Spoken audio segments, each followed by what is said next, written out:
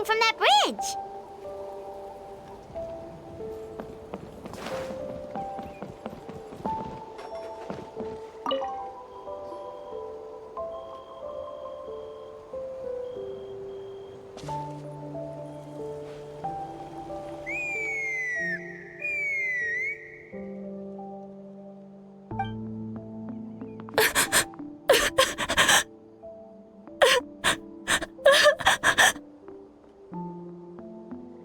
Oh no! Why is she crying? Should we go check on her?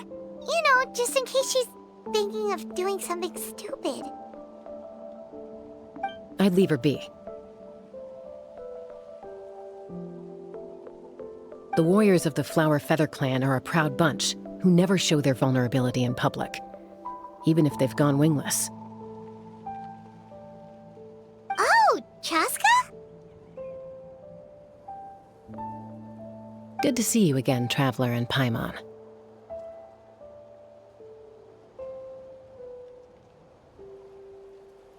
Before we carry on, let's get a little further away before Koyer notices us.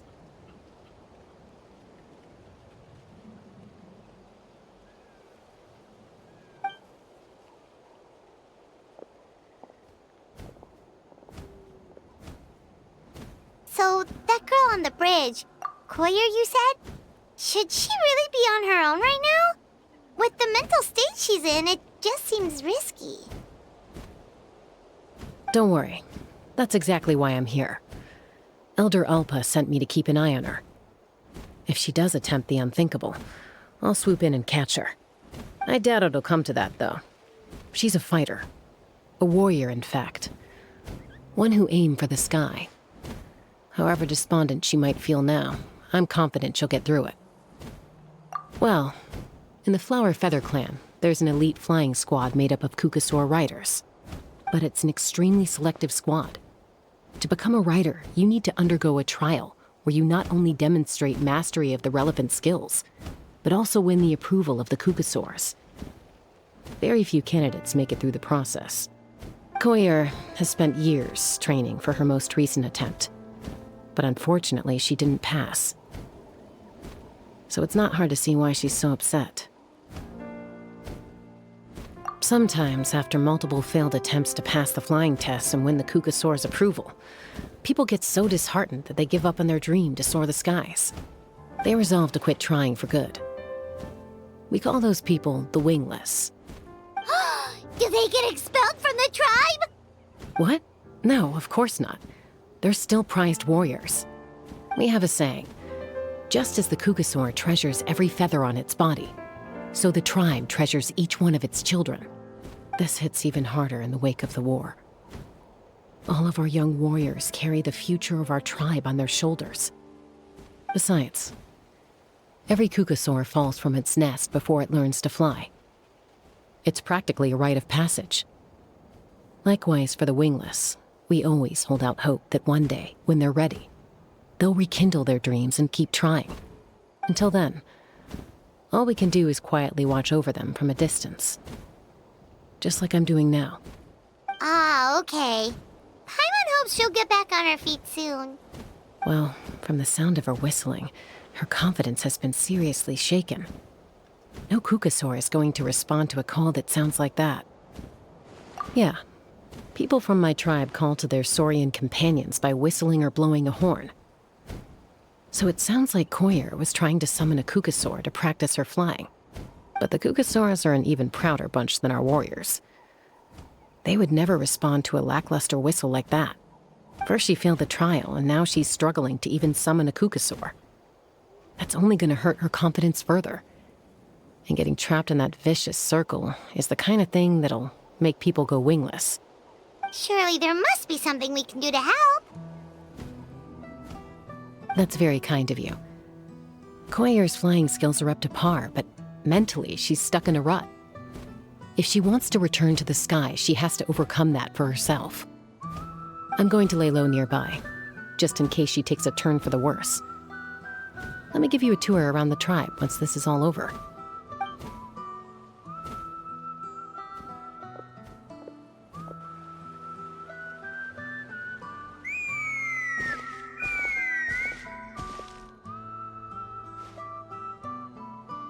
Koyer still isn't giving up.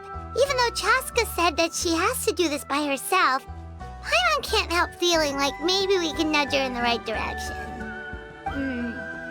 What if we could get a cuckoo sword to fly up to her? That might give her the confidence boost she needs.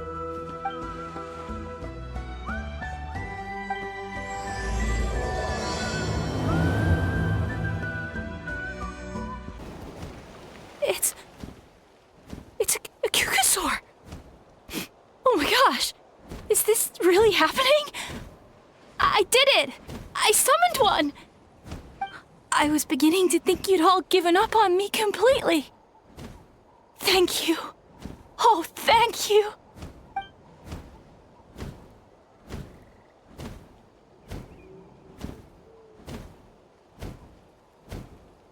Excuse me? Would you mind if we did some flying practice together? Right now? I think I know where I went wrong in the test now. I need to maintain a higher speed on my turns. So, I just gotta practice my bell tail slides and split S maneuvers.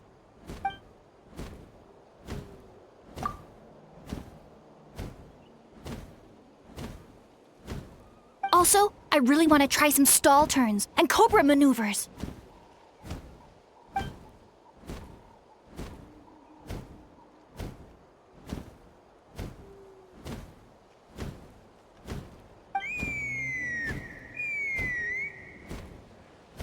Huh?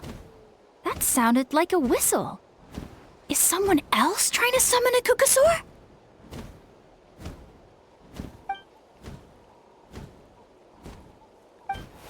Hey! Wait! Wait!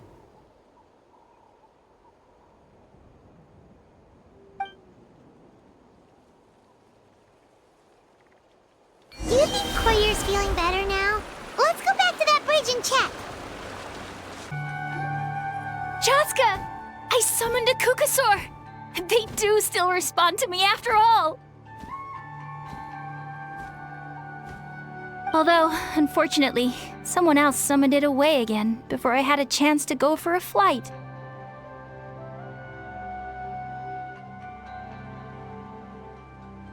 Oh, really? That is unfortunate. But if you can do it once, you can do it again. Keep at it, and you'll pass the trial eventually. You're right. You know, I almost thought about giving up, but I'm glad I didn't. Hey, Chasca, how's Koyer doing? Huh? Who are you? And how do you know my name? These are my, friends. The Traveler and Paimon. You came up in conversation the other day because I was telling them about up-and-coming warriors in our tribe. Oh, the Traveler, huh? So that's you. What do you mean up-and-coming? I'm closer to being wingless than I am to passing the trial. Anyway, we haven't met before, have we? You look so familiar somehow. Maybe you saw her in the stadium? Or anywhere, really. She's been all over Natlan lately, so it's not surprising that you've seen her around. If you say so. Koyer! Chasca!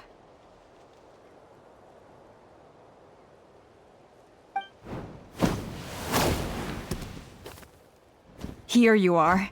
I've been looking everywhere for you two. Oh, Elder Alpa! What's the matter? I thought I should tell you myself. We're going to redo the flying trials. Redo them? How come? This is so unexpected. And I can't believe you came out here just to tell us that in person. It's embarrassing to admit, but due to time constraints, we didn't do a proper inspection of the arena before the last round of trials began. Then we started to notice many candidates performing worse than expected. So we redid the inspection afterwards and found a number of issues which likely impacted candidate performance. This was entirely our mistake, and I apologize unreservedly. I know it doesn't make up for it, but I thought bringing you this message in person was the least I could do. Oh, okay. Chasca, these people you're with, Are they the Traveler and Paimon? Huh? You've heard of us? I have indeed. Gathering intel is an essential part of being a warrior.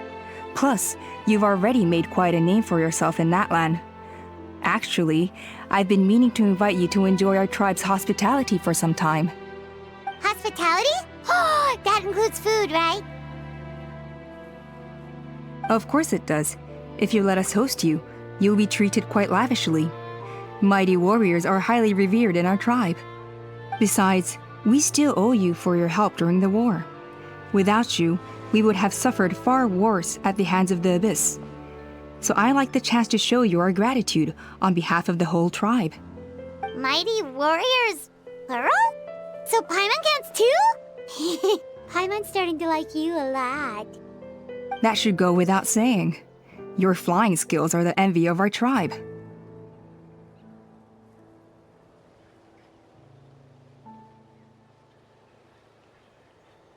The Flower Feather clan seems like a really nice bunch of people. We definitely need to take her up on this offer.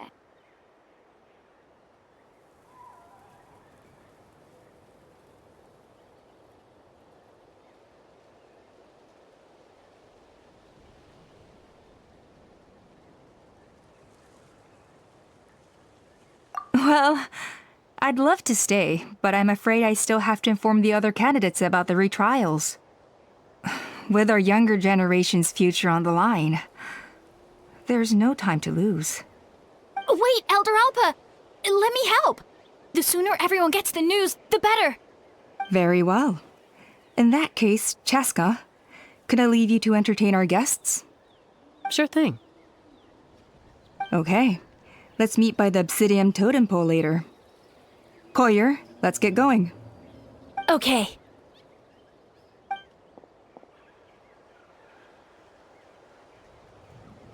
All right, they're out of earshot. I'm just gonna come out and ask. That Kukasaur who responded to Koyer's call, that was your doing, wasn't it?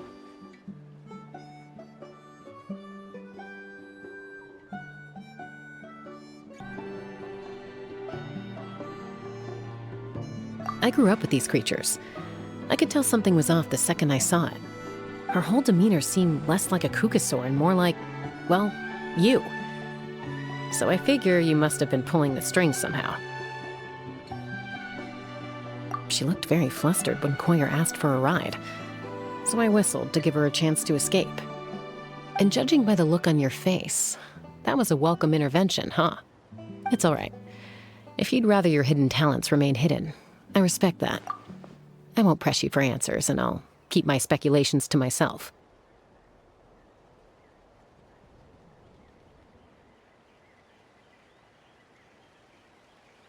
You're the kind of person I'd still trust even if you had superpowers. I know you'd use them for good.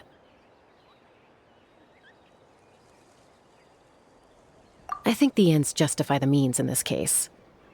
She just lacked confidence, and you helped her resolve her internal conflict.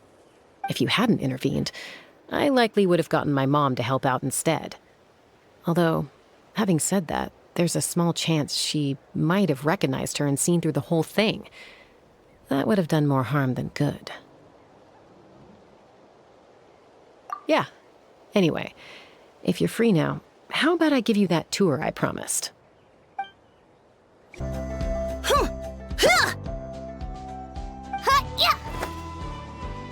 Ready? I'm gonna get you! Uh-oh. Are they fighting? Should we try and break them up? They're fine. Just doing their daily combat training. Combat training? A little young for that, aren't they? Not to us. We're a tribe of warriors. In ancient times, we were the most elite troops in the nation, responsible for patrolling and defending all of Natlan. And even though times have changed, we've kept our martial spirit alive. Hey, is that Chasca? Chasca, you're back! Oh, can you come train with us? Now's not a good time, I'm afraid. I'm showing the Traveler and Paimon around. Maybe next time. The Traveler and Paimon? Wait, you mean that legendary warrior and legendary flying expert? Legendary? Yep, that's us, all right. awesome. It's so cool that you can fly without having to ride a cuckoo soar. Even Chasca could only do that for short distances.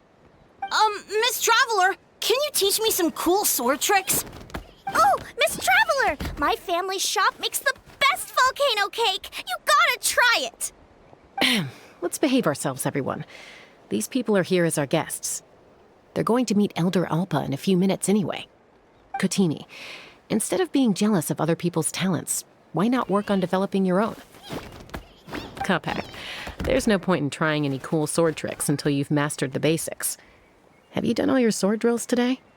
And Natlan, easy does it, okay? Not every conversation has to turn into you plugging the family business. Okay.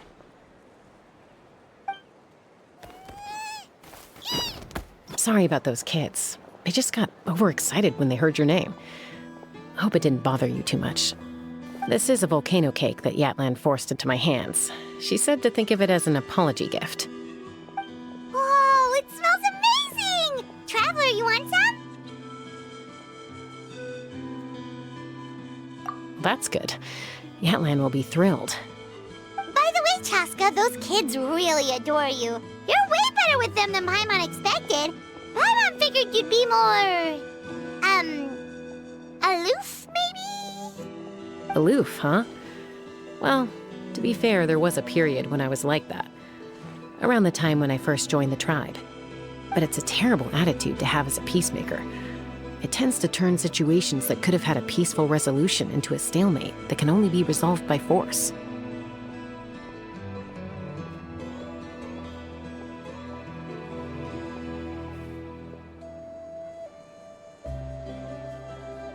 Yep, exactly. As long as other options are available, I try to avoid that at all costs. Someone once told me that peace imposed by force will crumble in a matter of days. But peace achieved through genuine dialogue actually benefits both sides, even if sometimes the parties are only willing to negotiate because they're both armed to the teeth. That's true. Hey, Chasca! Uncle Cusco knows you're back, and he's coming to get you. Oh, thanks. Traveler, Paimon, got a dash. I'll meet you at the totem pole up ahead. You can't miss it. It sticks out like a sore thumb. Wait, are you running away? First rule of conflict resolution? Grab the fan and run before the you-know-what hits. Trust Chasca to make even running away sound cool.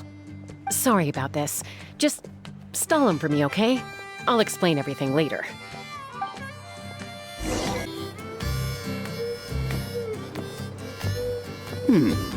A golden-haired outlander and a white flying object. You must be the traveler in Paimon. I heard Chasca was with you, but I suppose she's run away again, has she? Sorry, who are you? Who am I? Only her father. She's supposed to go for a checkup every 3 months to see how her abyss condition is doing. We both agreed on it. But she's already missed 3 checkups this year. That's 3 out of 4. Yes. She got exposed to abyssal energy as a young child. Then her birth parents abandoned her. It's lucky those wild cuckosaurs found her when they did, or she wouldn't have made it. They took her under their wing and raised her as one of their own. Eventually, some riders out on patrol spotted her and brought her back to the tribe. But she was practically feral at that point. The moment you took your eyes off her, she'd be getting herself into a fight, or she'd run away to be with the Saurians. She seemed to prefer them to her own kind. She might as well have been a Saurian in human form. That must be the aloof period she mentioned, right?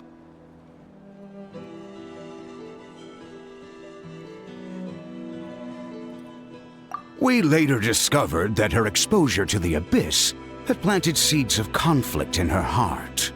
So, we started trying to bring it under control. But ultimately, she's the only one who can control it. Anyway, she's much more human these days. Yeah, don't worry about her. She seems pretty stable to Paimon. She's probably only avoiding the checkups because she thinks it'll stop you guys from worrying about her. Yes, I'm well aware of that. She knows she needs to be careful. If her condition ever took a turn for the worse, she wouldn't be brushing it aside like this.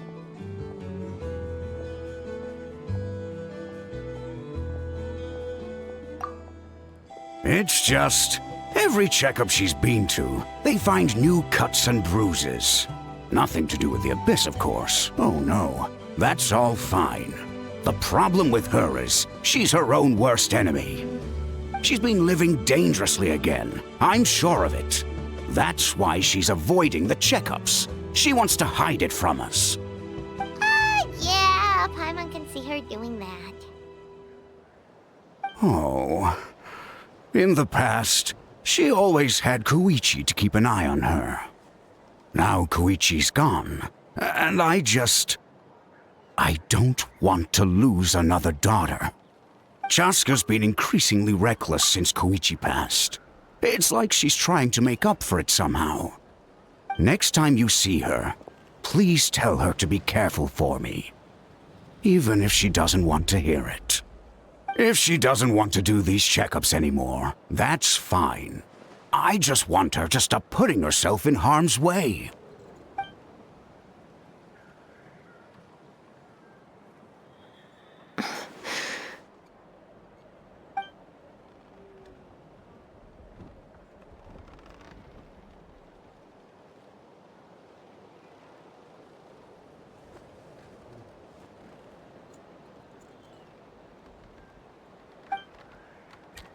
Whoa, where did the time go? We should be back up with Chasca before it gets any later. To get to the totem pole, we need to head north, right? I'm sorry. I didn't mean to keep you so long. I don't get to talk about my daughters much. Once I got going, I lost track of time. I should be getting back to work now. So, oh, Chasca. Help me talk some sense into her, won't you?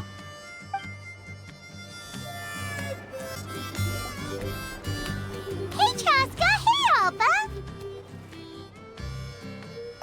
It's all right.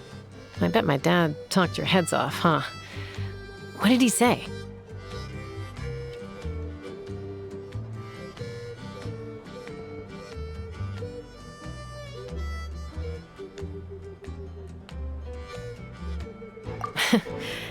I was sometimes a little impulsive back then. That's putting it mildly. The memories. It feels like it was only yesterday when we brought you back and had Cusco and his family take you in. Back then, no one imagined this feral child would grow up to be the strongest warrior of the Flower Feather clan. Huh? You were the one that brought Chasca back to the tribe? That's right. Elder Alpa was already a veteran rider by then.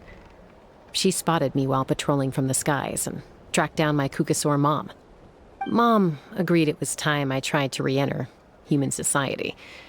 But I didn't know the first thing about being civilized. I clashed with everyone who had to deal with me. And look at you now. Renowned throughout the land as a peacemaker. How time flies. When the day comes that I can't fly anymore, it will be up to you to look after our tribe and our flying squad. You know me, though. I'm not a natural commander.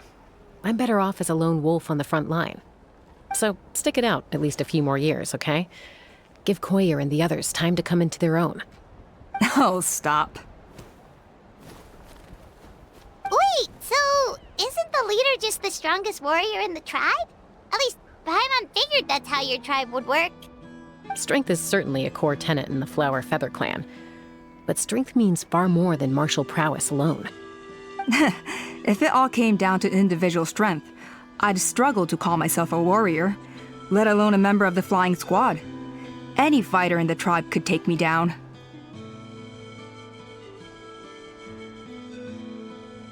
Well, sorry to disappoint you. It was something I aspired to at one point.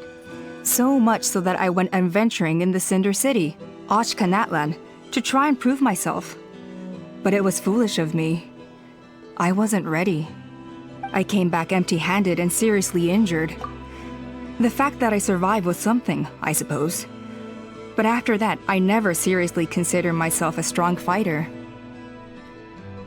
And yet, you still managed to become the leader of the flying squad, thanks to your experience and determination. All while battling those old injuries. Don't you think that's a display of strength in its own right? Let's shelve this discussion for now. Traveler, Paimon, there are some simple refreshments on the table. Please help yourselves. Yes! Paimon was waiting for that part!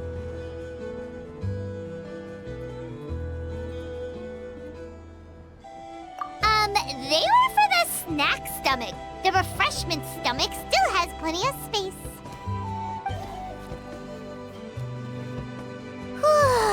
Paimon is so full.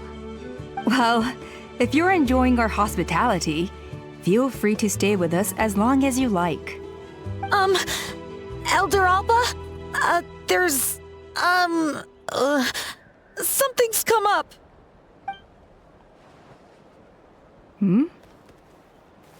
What happened? Is it serious? Shall I deal with it? It's... Some merchants showed up, not from our tribe. They said they're here to discuss some potential collaboration with us. Why now? This is terrible timing. There are a few wingless that we haven't managed to reach yet, and we still haven't inspected the retrial arena. Let me handle the other errands while you meet with the merchants. You shouldn't be trying to do everything at your age. You should help too. Seems only fair after all that food we ate. Huh. Well, much obliged. Chasca, the remaining wingless are all people you know. Let's see. Pishika now manages the floating target balloons. Waska's probably still addicted to eyes on the feathered prize, and Junon spends her days up on the flying platform, staring at the Cinder City. I'll leave you to tell them the news. Are you sure you don't want to reconsider, Pashika? I appreciate it, boss. But honestly, I'm pretty happy with my life nowadays. Pashika, they're redoing the flying trials. Huh? Utoda? Ah, did Alpa send you? I was just telling Pashika the news, actually. The way things are with the tribe these days? I mean, you don't need me to tell you. This here is no future for a seasoned warrior like you. Ah, come on, boss. Do you have any idea how long it's been? I've been wingless for years now. I'm not cut out for that anymore. Of course, I'll do my part if we ever need to defend the tribe. But there's really no point in me trying out for the flying squad now. I've already made my peace with it. Not everyone has what it takes to return to the sky after going wingless. Elder Alpa's perseverance is something else. And it's okay if I'm not destined for greatness. I might not have the Kukasaur's approval, but with my hot air balloons, I can still reach the skies. Handling these balloons every day, seeing how the customers react, the looks on their faces, that's enough for me. Finding something you love doing can be just as hard as passing the flying trial. It's worth holding on to. Fair enough. It's your choice. I won't force you. Oh, by the way, you should try taking a balloon ride if you've got the time. Once you've been up there for yourself, you'll see why I love it so much.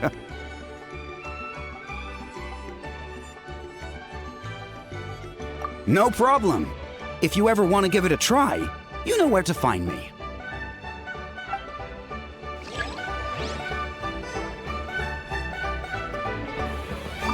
I didn't realize Chasca was out delivering the news. Looks like Alpa's finally learning how to delegate. A retrial? What's the point? I pretty much treat life like it's a game. No Kukasaur's ever going to approve of that, no matter how many times I try. Waskar, I can assure you, Kukasaurs wouldn't judge you for something like that. Well, they must be judging me for something. Maybe I lack fighting spirit, or just don't have the talent. Not everyone's a natural like you. Don't waste your time on me. You'll have better luck with the ones who still have their heads in the clouds. In the meantime, I think I'm gonna treat myself to a few more games of Eyes on the Feathered Prize. Yeesh, there's wingless, then there's being a total lost cause. You used to be a fierce warrior, actually. But fighting spirit alone won't win you the Kukasaur's approval. Are all Kukusaurs so strict? The ones in floating target balloons and Eyes on the Feathered Prize seem pretty chilled out. It's one thing to hang out and have fun, but quite another to take to the skies with a human life on your back. Giving a ride to someone who's unqualified endangers not only the rider, but also the Kukasaur themselves. If the rider makes a mistake, they both suffer the consequences. So we have a mutual understanding with the Kukasaurs. If someone isn't up to standard, we have to reject them. Even if it means breaking their hearts.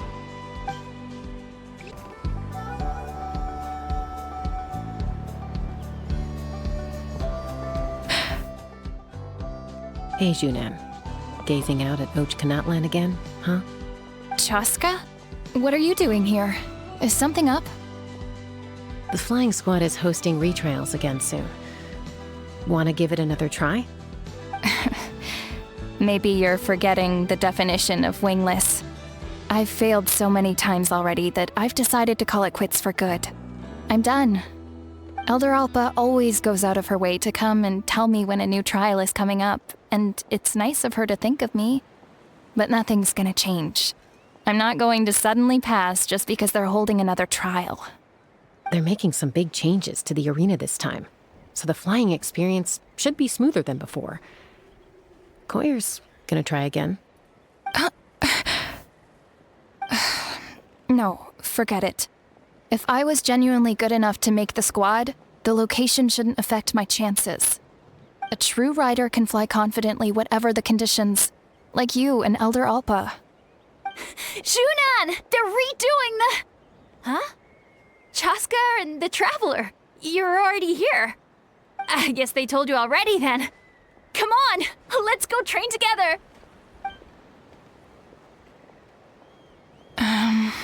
I'm gonna sit this one out. What? Why? But you've always looked up to Elder Alpa.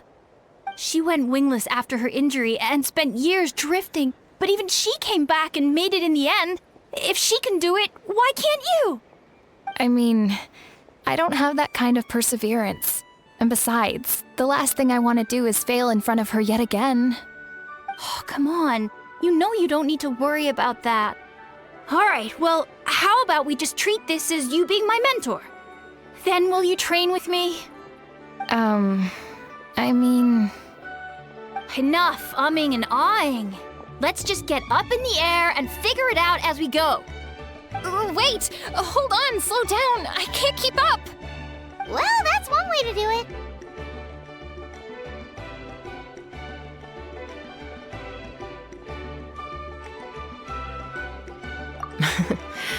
They've been best friends since they were kids.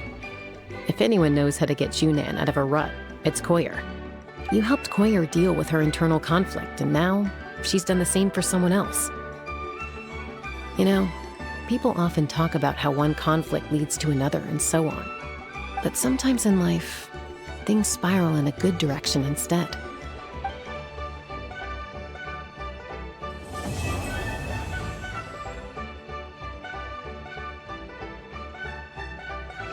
We've notified all the wingless on the list now, right?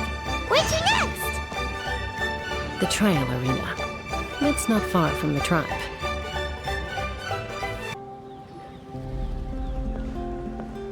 Oh, hey there, Chasca. Did Elder Alpa send you? Yeah, she's got other things on her plate right now. How are things looking here?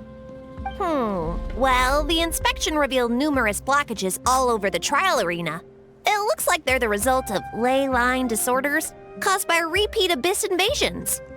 Theoretically, we just need to clear those obstacles, and the arena will fill up with gaseous phlogiston again. But that's proving difficult to achieve in practice, for all sorts of reasons. Why don't you head on down and check things out for yourself? Feel free to ask the staff for more details.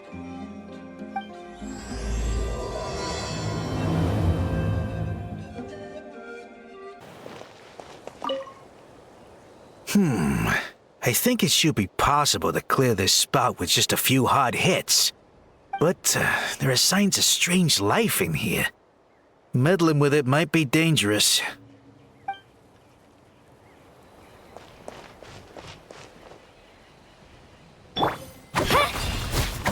Hey! Monsters!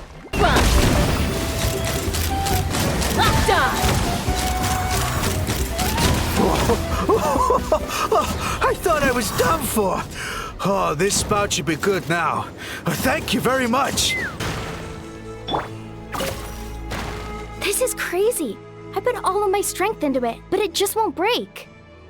Maybe Inkanak was right after all. If a stable structure is formed inside the solid phlogiston, I'll need to hit all the weak spots at the same time to break it. But how am I supposed to do that?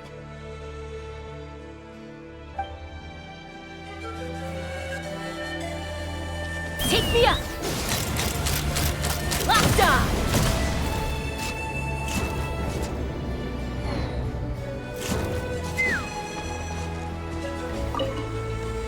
Ah, so that's how you do it. Amazing!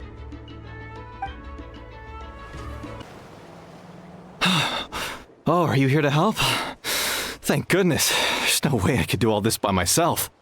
So the blockage here has to be cleared using a special bomb, but carrying explosives up that steep slope would be a recipe for disaster. If I dropped it or slipped and fell, I'd be blown to bits in an instant. So, my plan was to transport the bomb to the other side, then send it over in a hot air balloon. All I need now is for someone else to strike the balloon at the right moment, dropping the payload right on top of the spout, and problem solved. What do you think? Simple enough, right?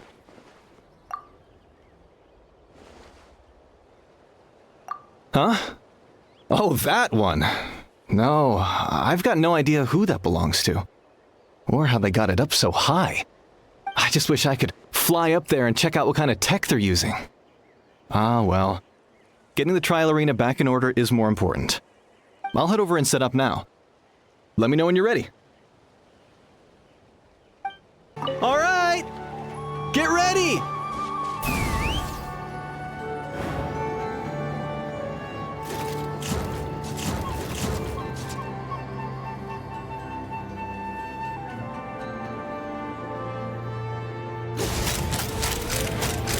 Open fire!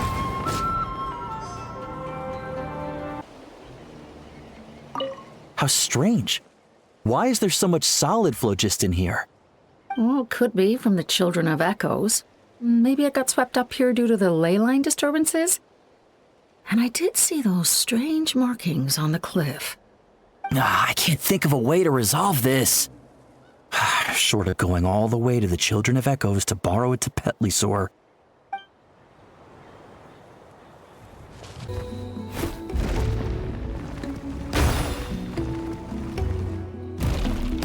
Gaseous phlogiston is being replenished.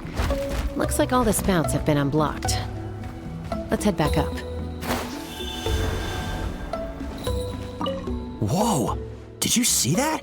A Petlisaur just showed up out of nowhere. How did it get here? Just passing by, or... Huh. Well, not gonna argue with a good thing. The spout's clear. That's all that matters. Wow, you took care of everything in no time at all. Incredible work. Now we just have to wait until the gaseous phlogiston is fully replenished. Then we can kick off the retrials. Actually, Inkanak, I'd like to do a test flight first, just to make sure we're not missing anything. Could you arrange that for me? Huh? But you only just finished getting the arena ready. There could still be other hazards we're unaware of. All the more reason to have me test it out. Think of it as another inspection. I guess you're right. With your flying skills, you won't be in any serious danger, even if there are hazards we overlooked. The conditions in this area seem a little unstable, but a test flight is the only way to catch any lingering issues. All right, I'll get things set up for you. Just let me know when you're ready.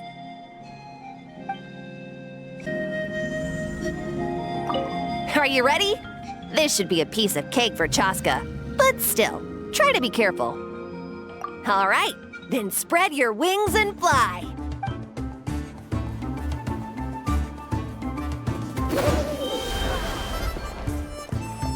Let's fly!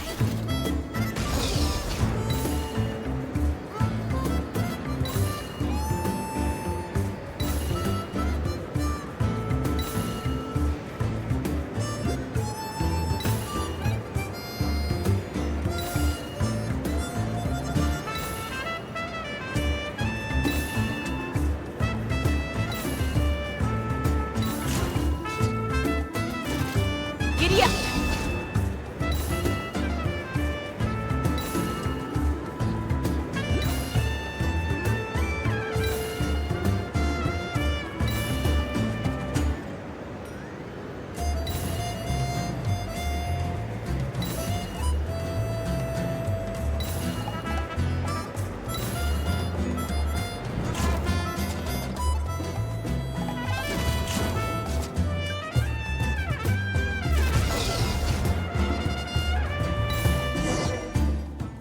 That was amazing. Paimon couldn't take her eyes off you. No, nothing major. Give it a few days, and we should be able to conduct the trials. Help! Help me! You're from the Flower Feather clan, right? Please, come quick, you've got to help us! Catch your breath first. What's the situation? We got attacked by a Kukasaur. My friends are still stranded in the middle of the road with the goods we were transporting. Please, I'm begging you, save them! Huh? Are Kukusaurs really that aggressive? Do they usually attack groups of people unprovoked? Not in my experience, but there are exceptions to every rule. Let's go check it out.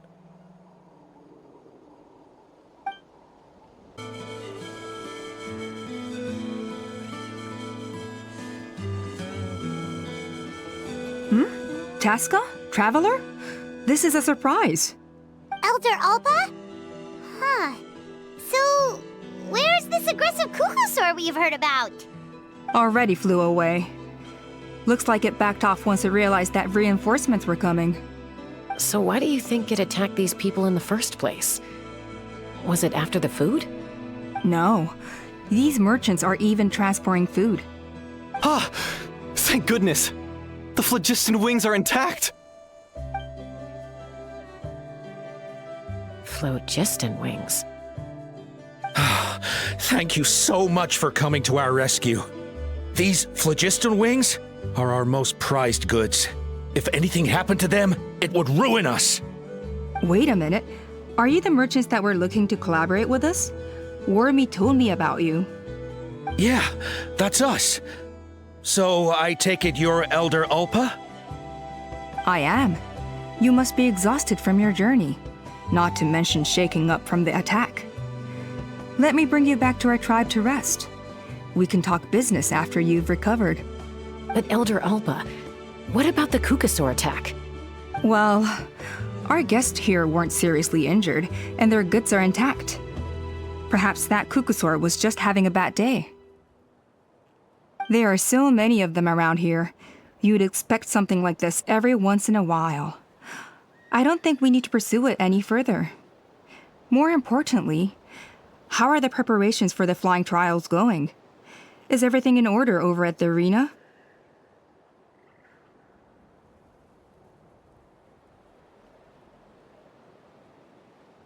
Huh?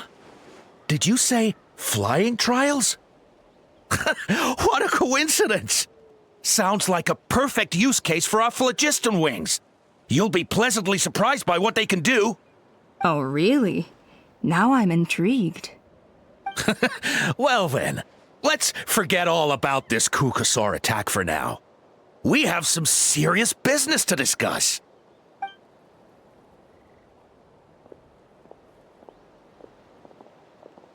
Huh? So that's it? That all went smoother than expected. Well, guess we'd better get going. Huh? Chasca?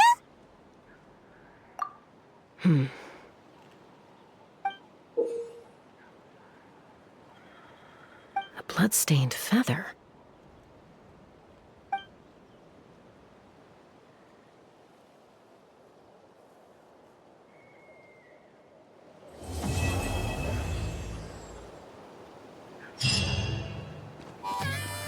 The Flower Feather Clan should be about ready to hold the new flying trials by now. Let's go check it out!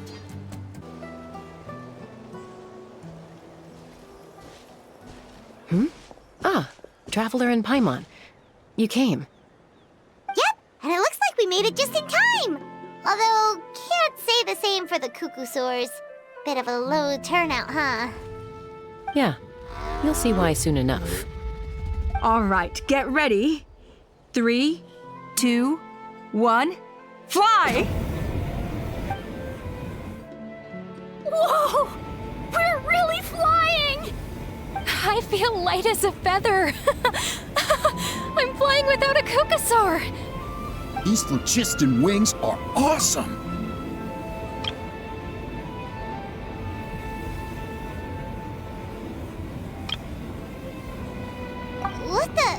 What's going on? Paimon can barely believe her eyes. How did they fly all on their own? The merchants we ran into that day were selling a product called phlogiston wings. It's a flying machine worn on the back. To operate it, you just use a handheld trackball that controls the flow of gaseous phlogiston. That's incredible. Yeah. If Natlan mass adopted this technology, it would revolutionize our mobility and responsiveness in times of crisis.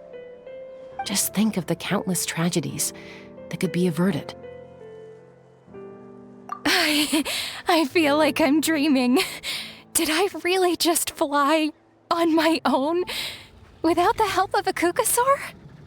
You'd better believe it. Plus, you just passed the flying trial. Right, Elder Alpa? Elder Alpa? Should this really count as a pass if we did the trial using phlogiston wings? Why not? The scoring rubric is about flying performance. It doesn't specifically say you have to ride a Cuckoosaur, does it? Yeah, maybe, but I mean, even Chasca had to ride a Cuckoosaur in a trial, right? And the whole point of the trial is to test both your flying technique and your ability to work with a Saurian companion. Well, if we can fly by ourselves, maybe we don't need to test the ladder anymore. Chasca, Traveler, what are your thoughts on this new invention?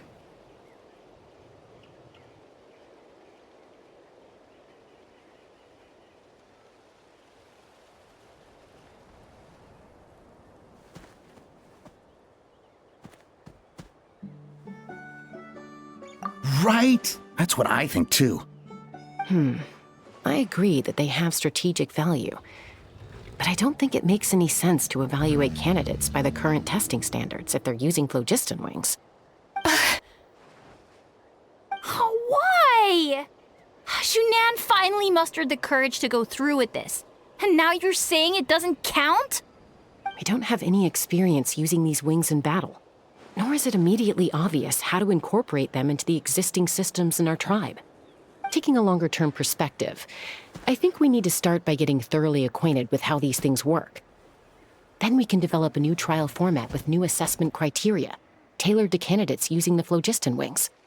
You all raise valid points.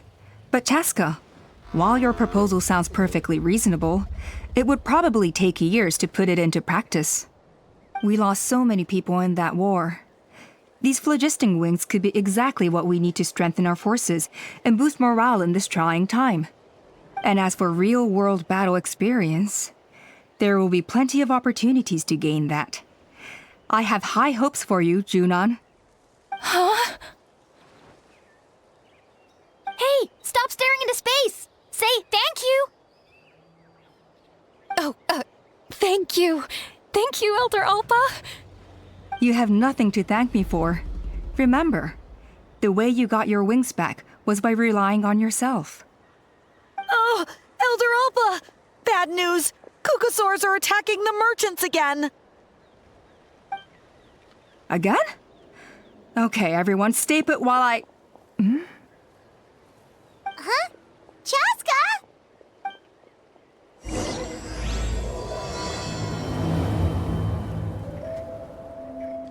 Why did Chasca rush off like that?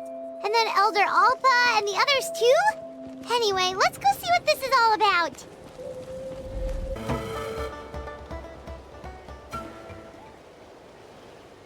Oh, it's back! It found us again! Run! Get out of here!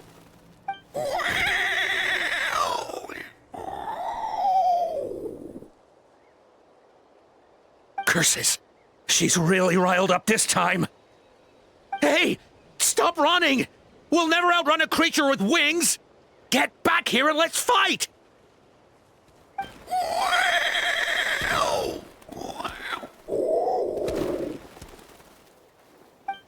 Stop!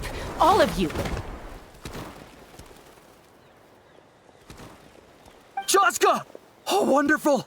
Quick, get rid of that thing!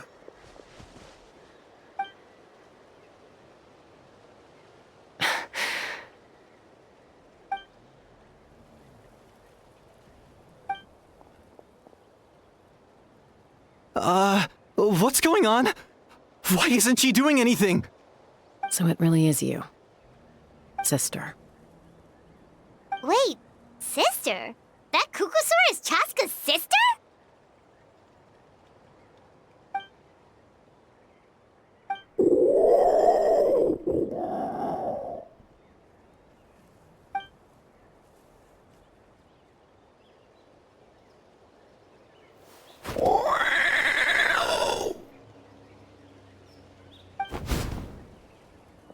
Koya, wait! Is Chasca gonna be okay? Should we go check on her? What was wrong with that Kukusaur? Why was it so aggressive? If we just let it escape back into the wild, who's to say it won't attack again?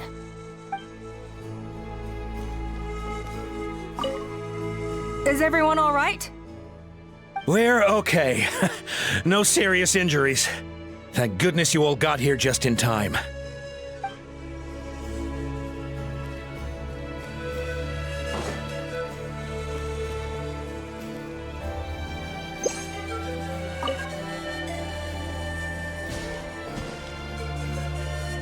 Chasca, are you okay?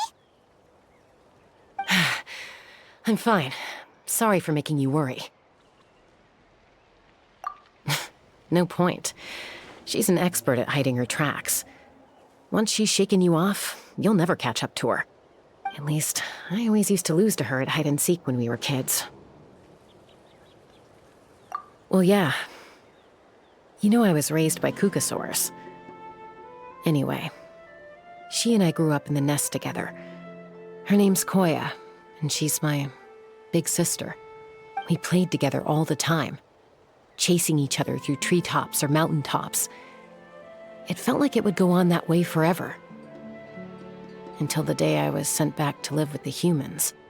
Not all Kukusaurs are friendly towards people. Koya, for instance, she's fine with me because we grew up around each other, but she's not fond of other humans. When Mom decided to send me away, Koya strongly protested, and after I left, she became more and more reluctant to interact with humans. Maybe she thinks that humans stole you away from her. It's a possibility, but in any case, we still stayed best friends at first. I had a hard time adjusting to life in the tribe. So whenever something went wrong, I'd run off into the wild and vent to Koya. Ah, so that's what Uncle Cusco was talking about. He said you seemed to prefer hanging out with Saurians to your own kind back then. Yeah, I did. But then, gradually, everything changed. With a new mom and dad, a new tribe, and Koichi, I started getting curious about these humans and made an effort to understand their behavior. The more time I spent with them, the less I spent with Koya. And then, one day, it was Koya's turn to leave the nest. She sought me out and asked if I was willing to leave the tribe and go live in the wilderness with her. As far as I can remember, that was the first time she ever approached a human settlement on purpose. So, how did you answer her? Well, I wouldn't be standing here talking to you if I'd said yes. No, I was torn. On the one hand, I'd already made up my mind to embrace my new family and accept my human identity. But I also knew that Koya wasn't a fan of humans, and I didn't want to disappoint her. She took my hesitation as an answer. She saw it as a personal betrayal, threw a huge fit, and then flew off. We hadn't seen each other since, well, until today. Not for a lack of trying, though. I tried asking Mom where Koya's new nest was so I could talk things out with her. But Koya had already asked Mom not to tell me where she'd moved to. It must be hard for Mom, being stuck between her two daughters. So I didn't press the issue. And I didn't go looking for her. If things carry on like this, I need to make sure I find her before anyone else, even if she doesn't want to see me. For now, let's bring the wounded back to the tribe, and see what Mutota and Elder Alpa have in mind.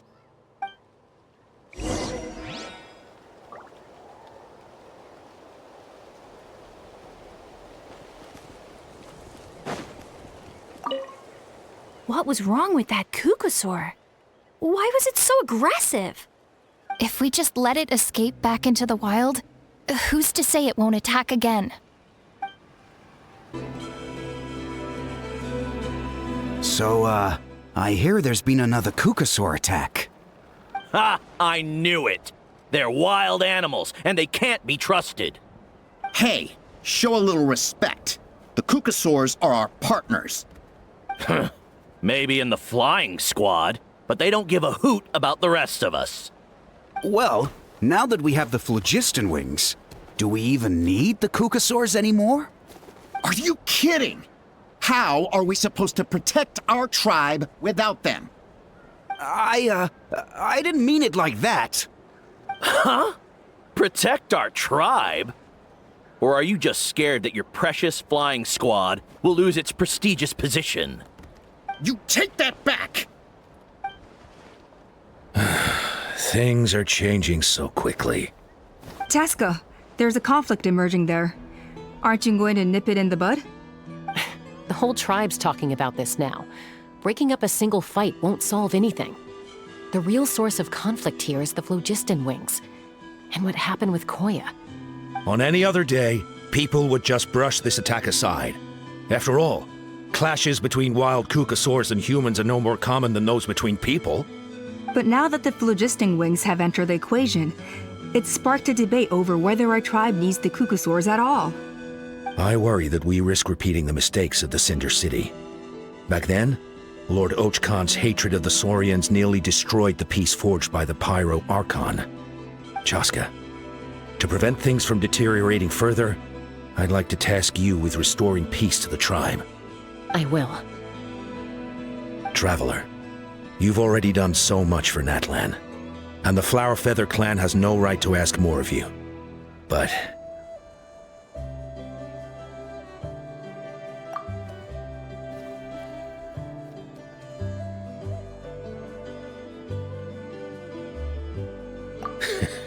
looks like I was making a mountain out of a molehill. And don't forget about Paimon. Just leave this to us. This whole situation has unfolded so quickly that it's put us on a back foot. To tell the truth, it makes me a little suspicious. You think someone might have orchestrated all this? It's possible. Leave it with me. I'll look into it. Also, Chasca, could you try to keep a low profile while you're out there digging around? We don't want to give our hand away. I'll do my best. Okay, so where should we start? This all began with Koya's attacks. If we can find out what led her to do it, that should give us something to work with.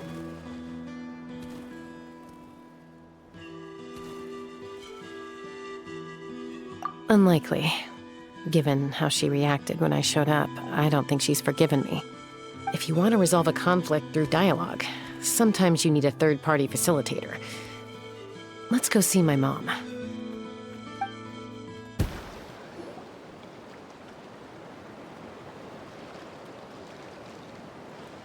Wow, so this is where you used to live as a child? Mm-hmm. When I was little, we used to do this thing where I'd jump from the top of this tree, and Koya would fly over from the platform and catch me in midair. Or sometimes we'd both fly from the treetop together, and then after some aerial maneuvering, she'd throw me up onto that platform. After we got a bit older, we went to the nearby shores looking for even greater heights. Ah! Stop! You're gonna get Paimon a heart attack!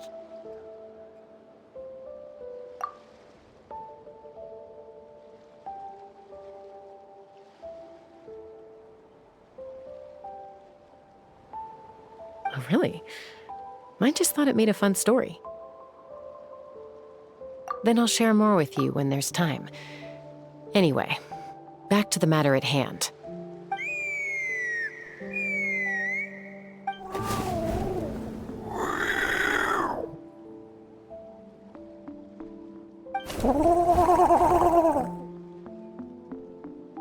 Hey, Mama Bird, I'm back.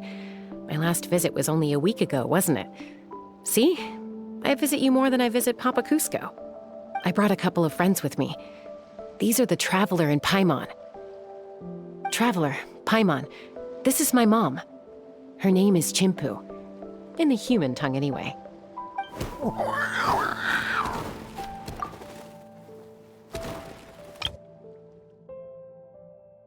Traveler, Paimon, this is my mom. Her name is Chimpu. In the human tongue, anyway. Hi! No, not really.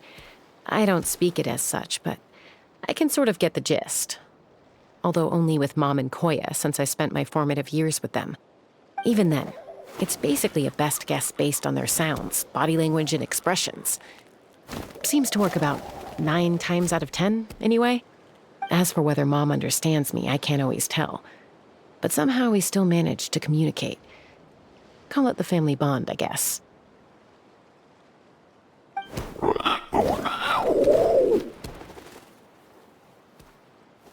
Don't worry. I'm doing well, but I think Koya might be in some trouble.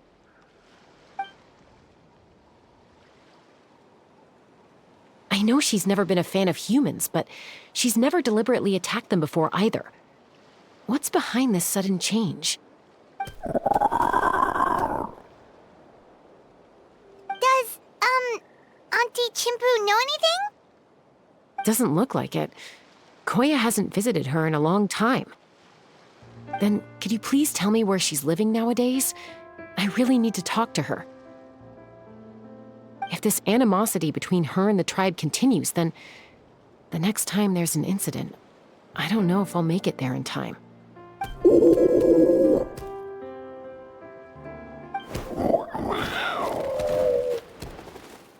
She said she'll take us there. Thank you, Mom.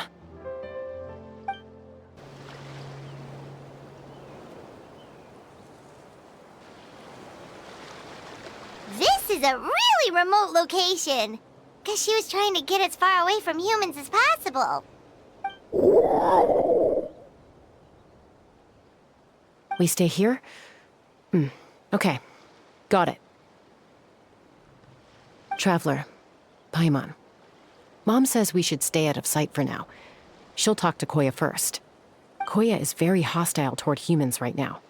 So if we show up unannounced, it might just make things worse.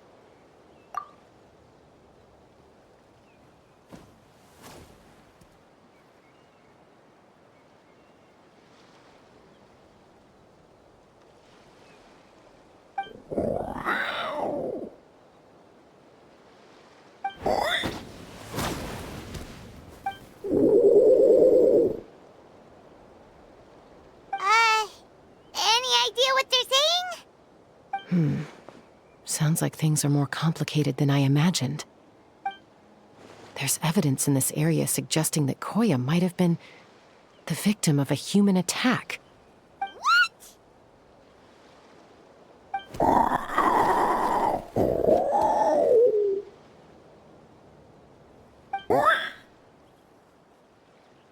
No.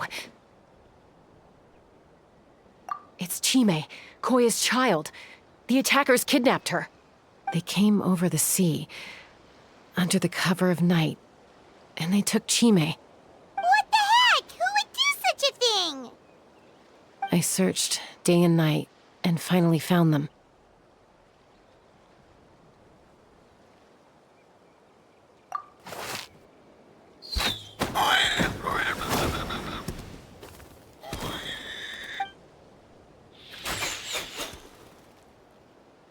Oh, yeah! T'Pol's contraption is working like a charm! Got her in one! Hey, there's another one! Wait, is that the one that got away last time? Who cares? Just get them all! T'Pol pays us per catch.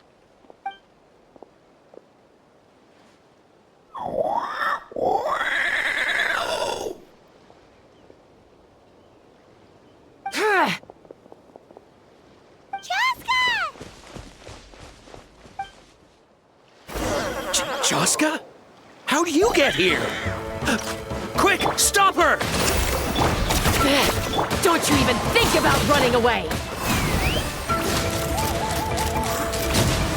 Open fire!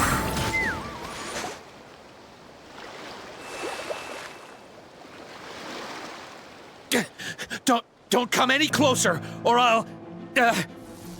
Go, Phlogiston Wings! Take me out of here! Ah!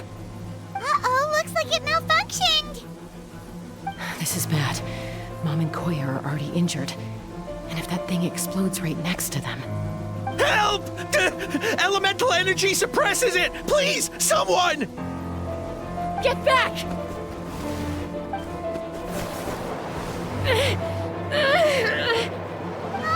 It's still going, and it's getting worse. Guess we need a more permanent solution. All right then.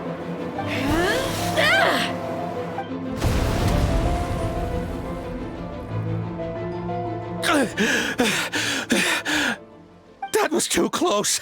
I thought I was gonna die.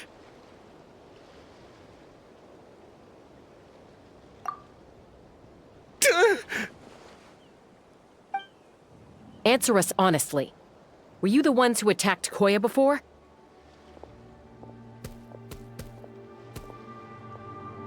I am...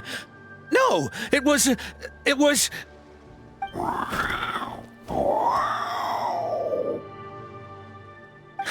Well, she says it was you. Just tell me, who sent you here? It was T'Pol. He told us to catch all the wild Kukasaurs we can find. And he also said that this Kukasaur has become a thorn in his side, so it needs dealing with urgently. T'Pol? Huh. Sounds familiar. But where from? Well, he tends to send his orders in writing. He pretty much never communicates with us in person. When he does, he wears a mask to hide his face. And whenever we trade Kukasaurs for Phlogiston Wings, we deal with his henchmen. So you didn't even make those wings? All we did was slap some labels on them and transport them over here, to make them look like they're imported. To make it harder to trace their origins. I don't know, honest! Well, that's mighty convenient, huh? What about if I held a gun to your head? Would that change your answer? No need. I'm sorry. I'll tell you everything I know. T'Pol doesn't tell us much, but he always stresses that he wants them alive. So that gives us some clues. This is just a best guess, of course, but we suspect that the gaseous phlogiston stored in the trackballs is drawn directly from the Kukasaurs. What?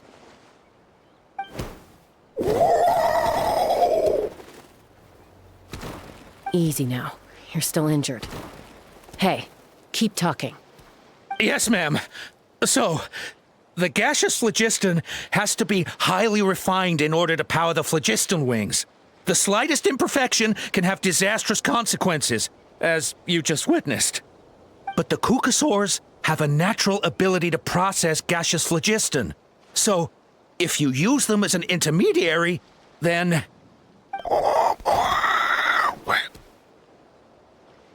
That's enough. So the Kukasaurs you took, where are they now? T'Pol should have them. But no one knows where he's based, apart from him and his henchmen. We've tried looking for it ourselves, even followed them a few times. But we always end up losing track of them. Random thought. Maybe they're hiding up in the sky? T'Pol. T'Pol. I'm sure I've heard that name. Maybe it was... Chasca, Traveler!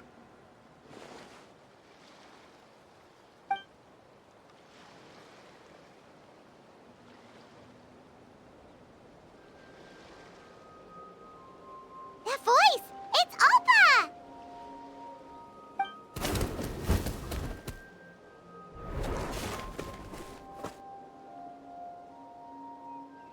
Elder Alpa? What brings you all the way out here? Well, I was patrolling nearby when I heard the sound of an explosion. What's going on?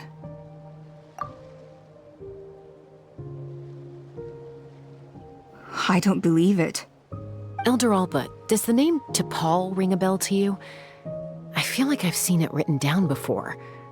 Maybe in a list of candidates for the flying trials? Huh? So he's a member of your tribe then? No. If he was a member of the Flower Feather clan, I'd definitely know him. Now that you mention it, I do remember a young man from outside our tribe who came to participate in our flying trials once. You were away on a mission at the time, which is probably why you don't remember him. He was a craftsman from the Children of Echoes, but he'd always dreamed of soaring the skies, so he wanted to join our flying squad. The Children of Echoes? That's rare. But despite his best efforts, he unfortunately failed to pass the trial and gain the Kukasaur's approval. In the end, he went wingless and returned dejected to the Children of Echoes. Wingless, huh? Maybe he invented the phlogiston wings to get revenge on the Kukasaurs. Perhaps. Or maybe it's simply his way of dealing with his regrets over his past flying endeavors. Either way, it doesn't excuse his abuse of the Kukasaurs. I'm gonna take these guys back and expose the truth to the tribe. It's time for this conflict to end. Easy, Chasca. Remember what I said about keeping a low profile? The ringleader still hasn't shown himself, and this man's allegation about powering the phlogiston wings with Kukasaurs is only speculation. Bringing these men to the tribe now won't win over any current supporters of the phlogiston wings. In fact, it may even escalate the conflict further. After all, many are mistrustful of the Kukasaurs after recent events. Is that why T'Pol waited until now to try to capture my sister? I don't know. I mean, he did tell us to spread negative rumors about the Kukasaurs and slip some Mora to anyone opposed to them, but... But Koya only attacked humans because they stole her child! Nevertheless, we will be hard-pressed to change people's minds while emotions are running high. Unless we have irrefutable evidence.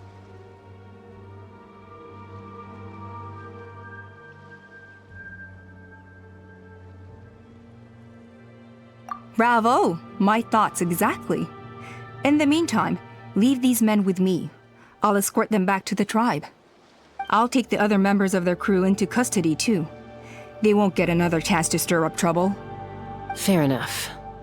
I guess finding T'Pol is gonna be the key to resolving this conflict. Let's hope the Children of Echoes have some info on him.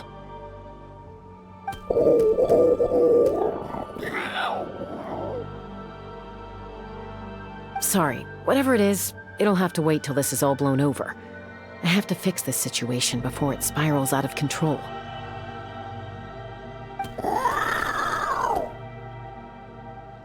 Mom, Sis, Rest up and get well soon. I gotta fly.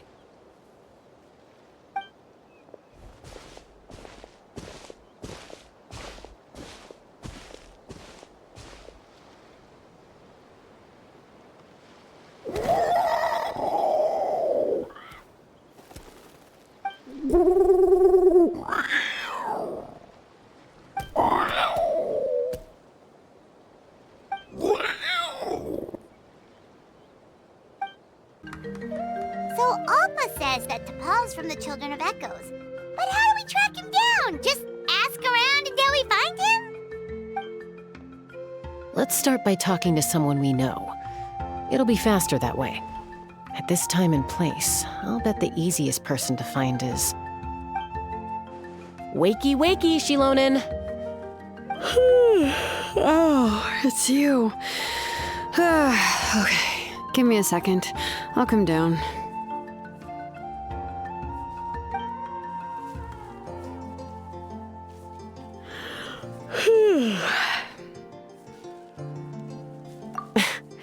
I climb trees to fly further and see farther. I don't usually stop for a nap. Well, we're not all like you. Always full of energy, even after flying around all day. Yeah. So, you've come all this way and interrupted my precious nap time. Might I inquire as to, why? I'm sorry, Shilonen, but it couldn't wait. Does the name T'Pol mean anything to you? He's a craftsman, apparently. Huh. T'Pol. Yeah, that rings a bell. I think that's Puma's child.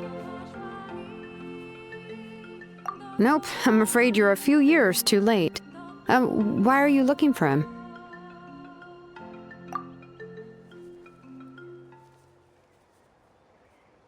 Huh, phlogiston wings. Wow, okay. The kid actually pulled it off. Well, looks like, no more rest for me today. Pulled it off? You mean he's tried making something like this before? Yeah, he started trying to build a flying machine right after he got back from the Flower Feather clan.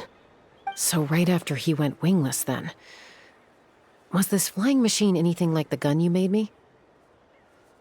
You mean your gun that's harder to tame than the proudest Kukasaur? No, he wanted to build something that allows anyone to fly freely, even if they're not naturally gifted. But he never got very far back then, though. Blew up his workshop a few times and barely made it out alive. I never really kept up with him after that. His parents traveled a lot in their youth and only returned to the tribe after he was born. But they settled in a remote area and don't interact with other people much. Which means most people in the tribe don't know them very well. Your best bet is to chat to his direct family. I'll, go get Puma. Wait for me in front of the workshop. I won't be long.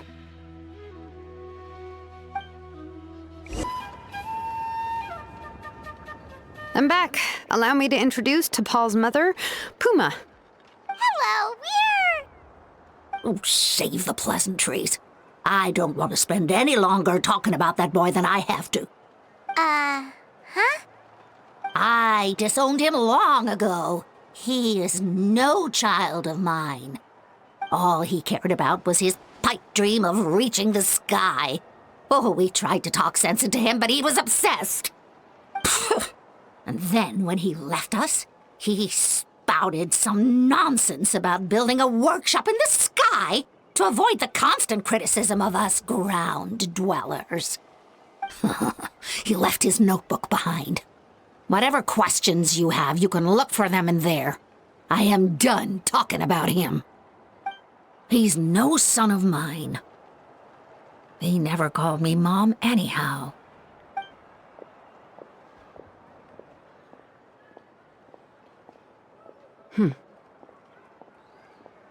Wow, they've really fallen out. Paimon sure wasn't expecting that. Her husband, T'Pol's father, he passed away recently, and T'Pol didn't even bother to show his face at the funeral. If you ask me, that was probably the final straw for Puma. I'll go keep her company. If there's anything else you need, just come and find me. Thank you. Okay, so this notebook is the only lead we got now, right? What's in there?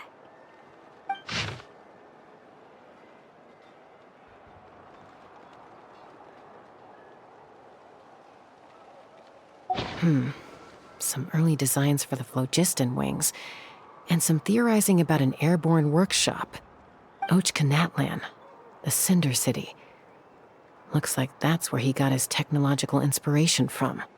So, was he serious about the workshop in the sky? But that's such a big project for one person. Do we think he actually pulled it off?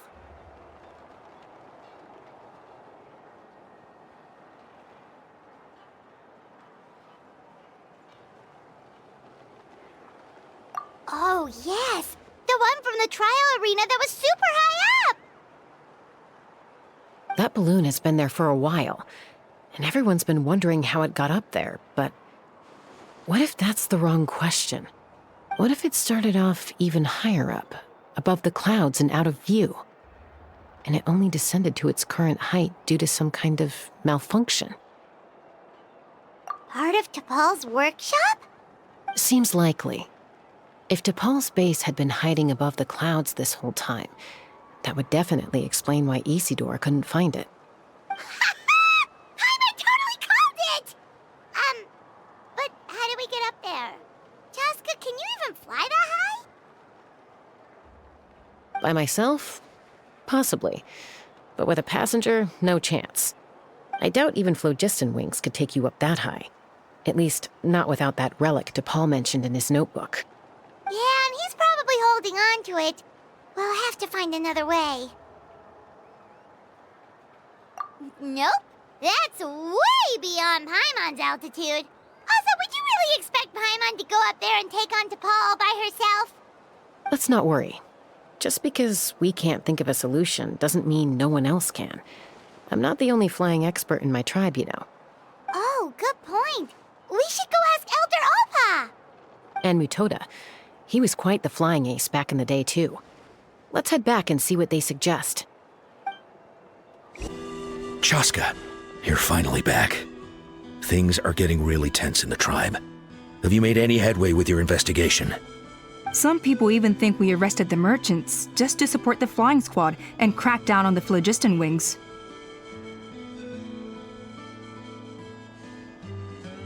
We found some promising leads, but there's a major obstacle standing between us and the irrefutable evidence we need.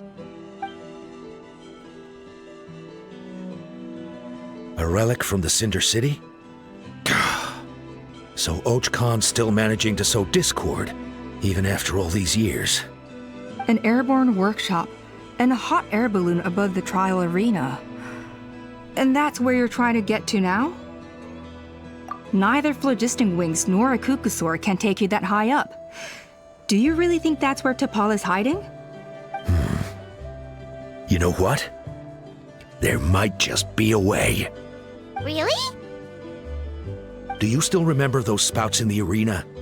When they were all blocked, the gaseous phlogiston was trapped and unable to flow. But now, it's flowing freely. If we were to block them up again... You mean all of them except the one at the very top of the arena? To build up the pressure there? Precisely. With all the gaseous phlogiston flowing through one spout, it would create a high-pressure wind current. And then we just ride it up into the sky! Yes, it has its risks, but with Chasca's abilities, I think she could manage it. It's an extremely risky approach, but I agree that it's feasible. If you want to give it a try, check with Inkanak at the trial grounds. She can explain how to block the spouts. Chasca, if anyone has a hope of seizing this evidence from the high heavens, it is you.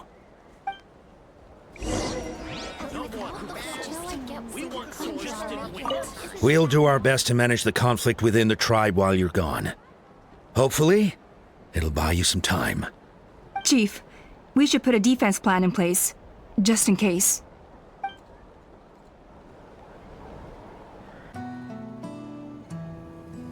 Goodness me, that is a very bold idea. Maybe so, but we have to act fast. What's the quickest way for us to block off the spouts? From a technical perspective, I'd have to advise taking some measurements and carefully planning this out first. But I'm guessing that's not what you want to hear.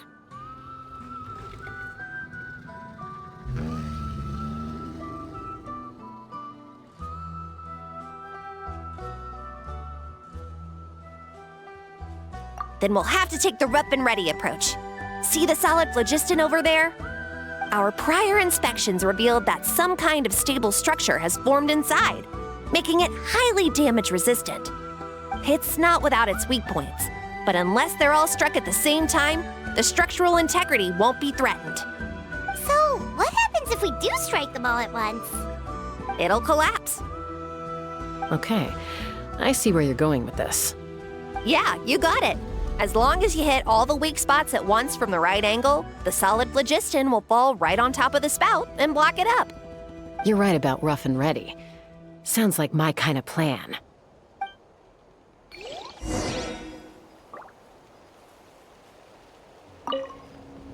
As long as you hit all the weak spots at once from the right angle, the solid phlogiston will fall right on top of the spout and block it up.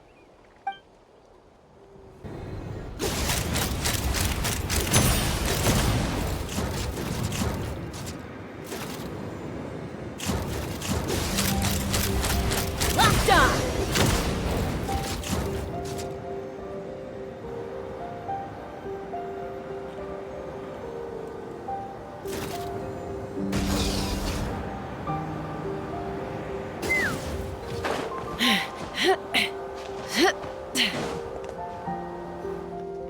It actually worked!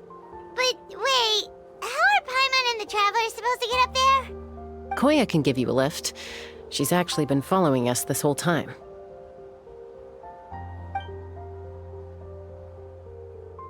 Wow, Paimon didn't notice at all.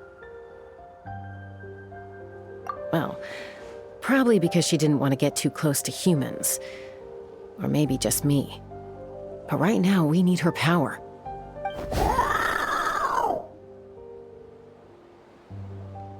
Whoa, you didn't even have to summon her!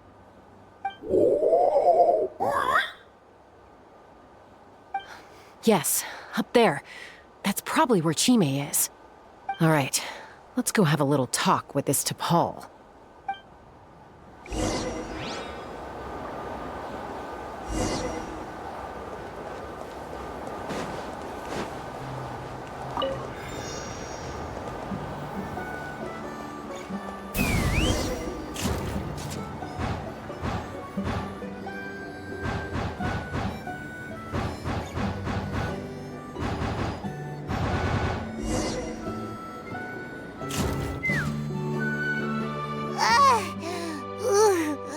Paimon's never flown that fast before. She feels so ready to throw up. Aha. Just as I thought. It might look like a regular hot air balloon from the outside, but up close, it's clearly been heavily remodeled. And sure enough, it only descended below the cloud line because the custom-built machinery malfunctioned. I should be able to figure it out with T'Pol's notebook. Thankfully, I know a little DIY from fixing up my guns when they're having issues. That should just about do it. Now all it needs is a nice hard kick. Maybe that works on your guns, but, huh? We're really moving!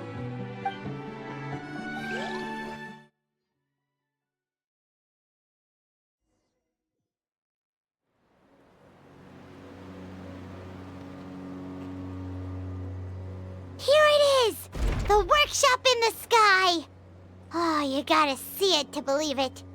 Makes you wonder why T'Pol even bothers with phlogiston wings when he has tech like this. Well, according to the notebook, the platform beneath us runs on components from the Cinder City. Those can't be mass-produced. Also, I have some doubts about its mobility after seeing how it moved just now. For someone like T'Pol who dreams of flying freely, this definitely doesn't cut it. But if he's got that relic, he should be able to make a set of prototype wings for himself, right? Why bother making a whole flying workshop so he can mass-produce them?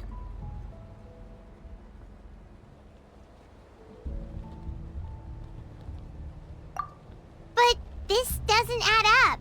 If he's already achieved the power of flight, then he must have bigger dreams we don't know about.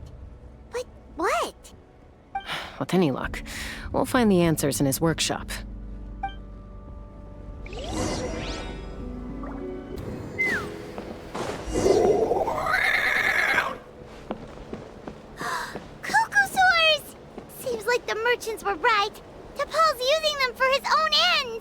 that that mechanism on top of the cage opens the door.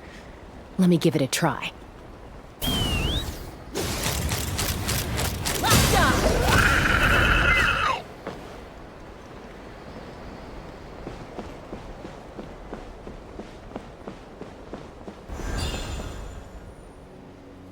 Take me up!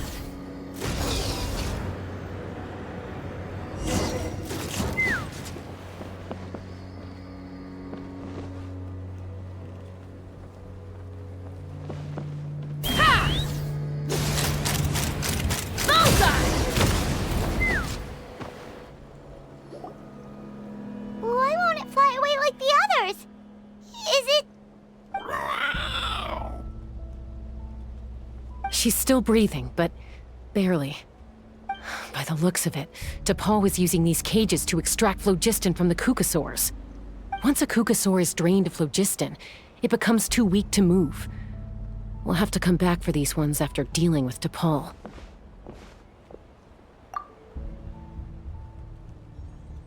Let me see. Looks like a record of his phlogiston research. Log number 330. With the support of... I was finally able to launch the airborne workshop.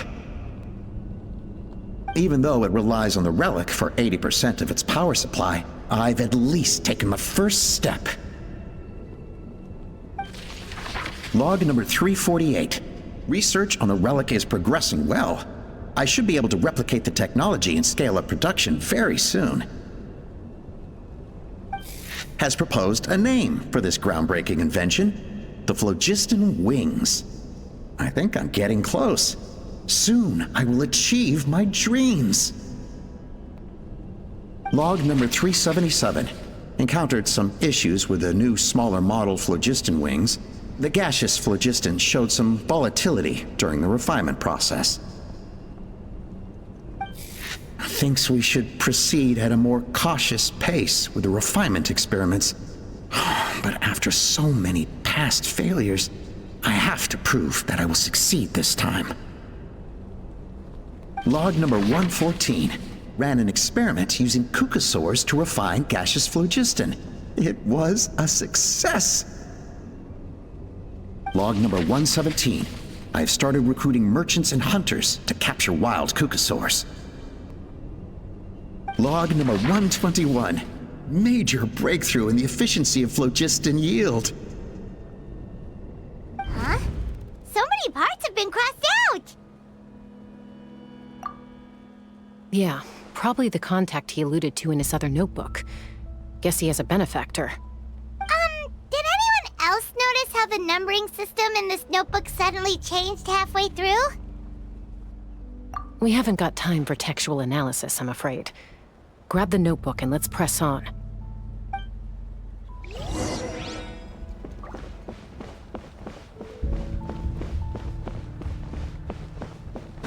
Huh. Never seen one of these before.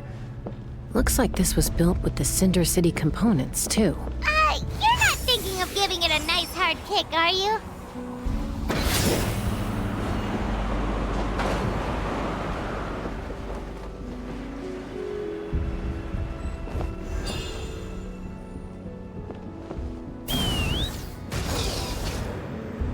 Whoa! What's that mechanism doing? It's asking for a nice hard kick where it hurts. Aim for the weak spot. What are they doing here? It's DePaul's henchman. He must have brought them here using the relic in his prototype wings. Watch out!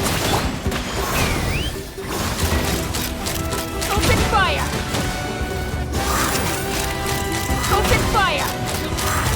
Open fire! Locked on!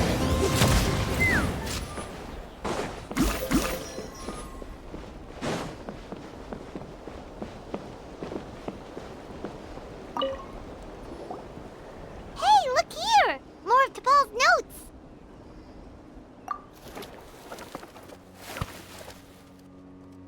Log number 403.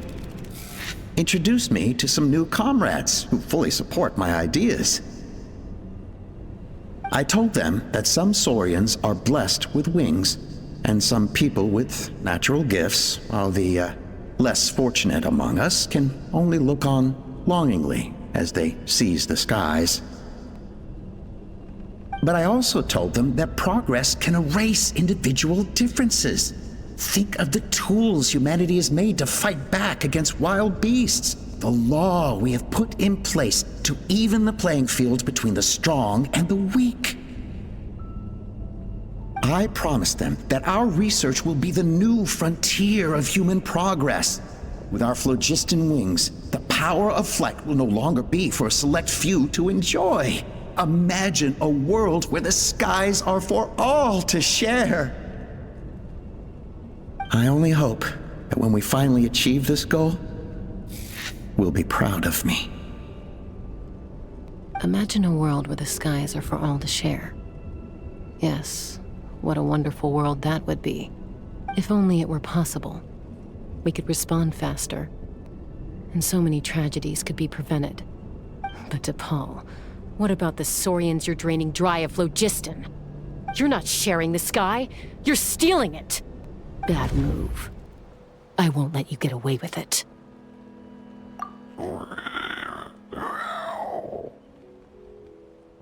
I'm fine. Let's keep moving. I don't think we'll find anything else here.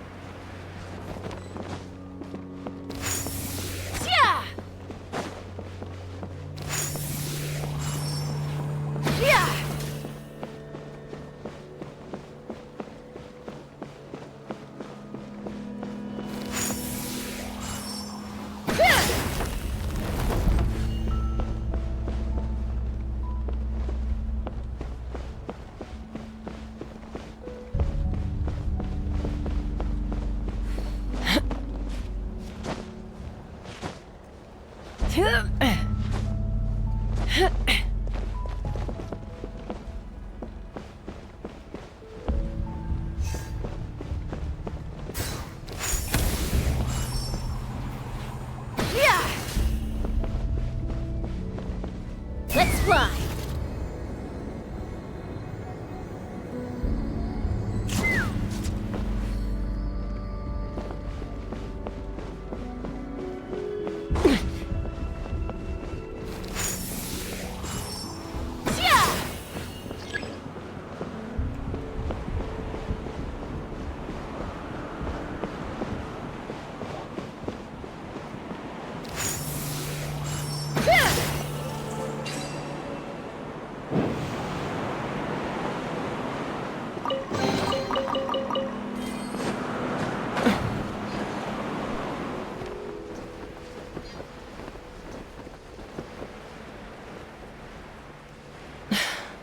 I can't believe he captured so many Kukasaurs.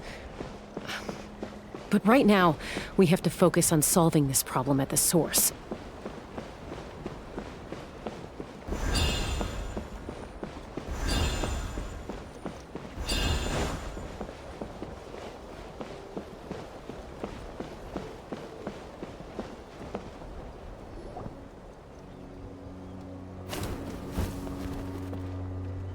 Looks like we've reached the center of the workshop. And still no sign of Koya's baby.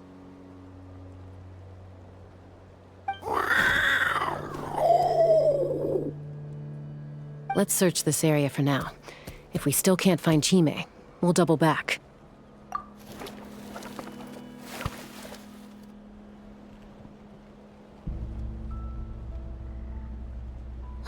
Chasca, Traveler, come quick! What is it? Did you find Chime? Not yet, but look! It's another one of T'Pol's notebooks!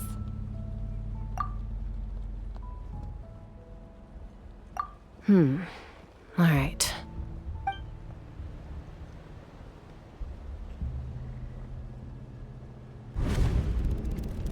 Log number 428. We decided to restart the experiments on phlogiston refinement, but without telling. This is the final obstacle to the success of the Phlogiston Wings project. We cannot fall at the last hurdle. Log number 436. Earlier today, suggested using cucosaurs as an intermediary to extract refined phlogiston. It's certainly feasible, but... Anyway, as long as our secret experiment succeeds, I'm sure won't bring it up again. Log number 443. We will conduct the experiment tomorrow. But birthday is coming up, so hopefully we'll have a birthday surprise for her. Log number 444.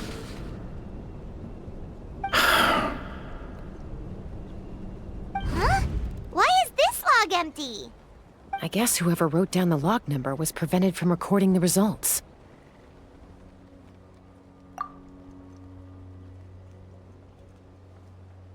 Log number 0.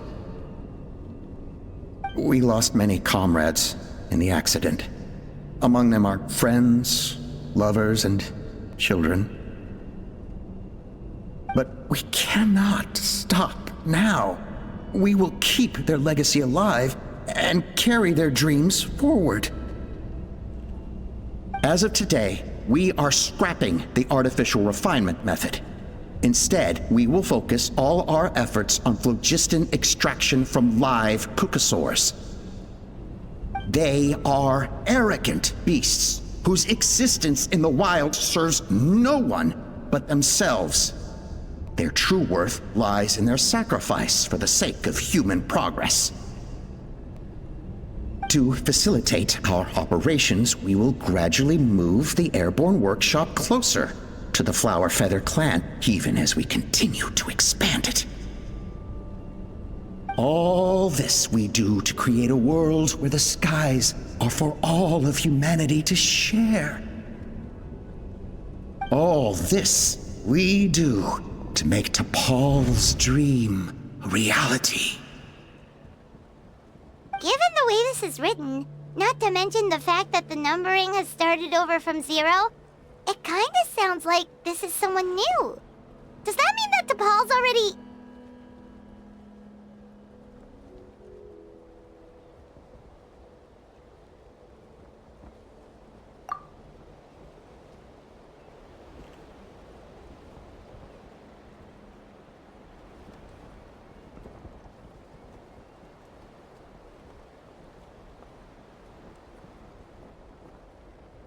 There's also a letter tucked in the end of the notebook. It's from Puma.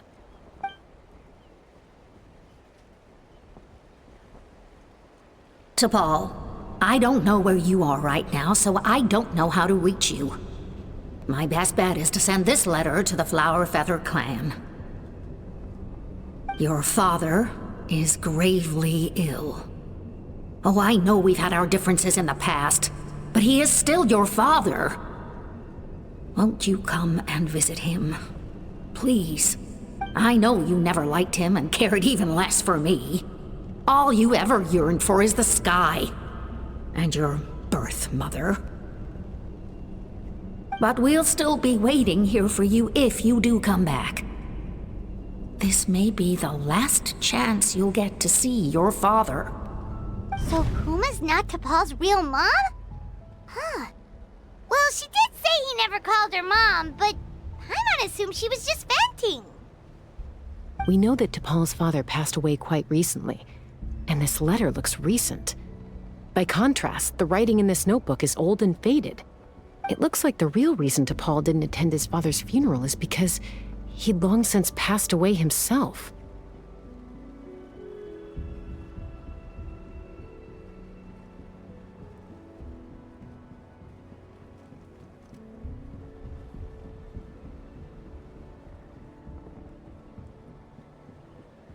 If we ask ourselves why this letter was sent to the Flower Feather clan, why T'Pol always yearned for the sky, and how he got his hands on a relic from the Cinder City, It all points to one answer.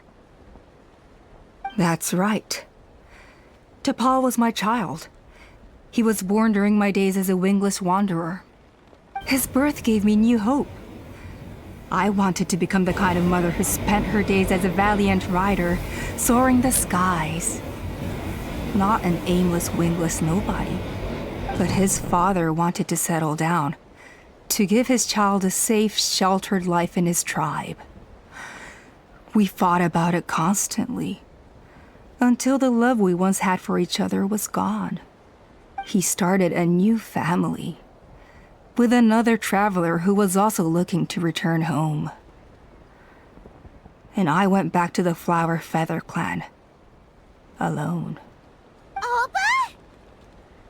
I had no idea that despite being raised among the children of echoes, my child still harbored dreams of the skies.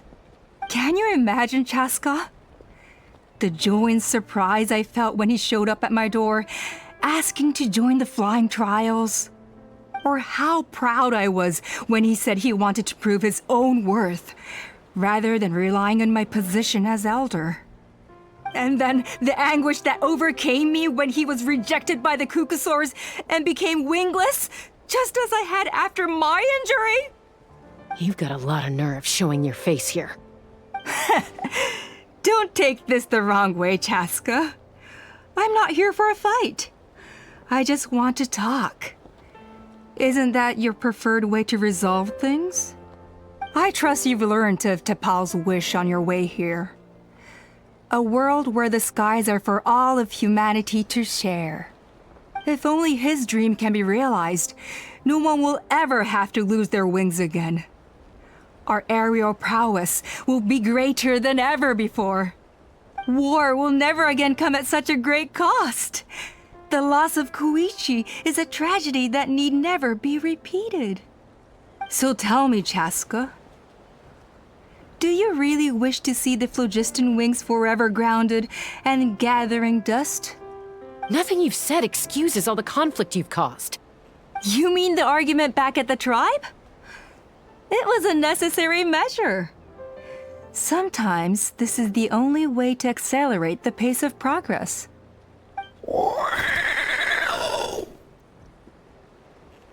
Is a mother harming her children when she coaxes them into swallowing a bitter pill? Of course not. It is a brief moment of suffering for the greater good, and the child would come to understand this in due course. The phlogiston wings are that bitter pill. We will never progress as a tribe if we cling to the scraps the Cucusaurs offer us. Once the people have embraced the phlogiston wings, they will never look back. Even if they learn how the refined phlogiston is sourced. They will convince themselves that the sacrifice of a few Cucusaurs is a small price to pay for our dominion over the skies. But this I had not anticipated. I barely had the chance to introduce the phlogiston wings to the tribe before you found this place. Your plan was hardly foolproof. Yet, it can still be salvaged. Chasca, traveler, you are the hope of humanity. I'm sure you have your doubts about my methods, but know that my love for humanity and for Natlan is genuine. You know me, Chasca. And you know that I've always treated everyone in the Flower Feather clan as my own children, as fellow humans. Surely you can understand my perspective. Hey, quit the quips! This is serious! Alpa, Natlan doesn't belong to humans alone. And truthfully, neither do I.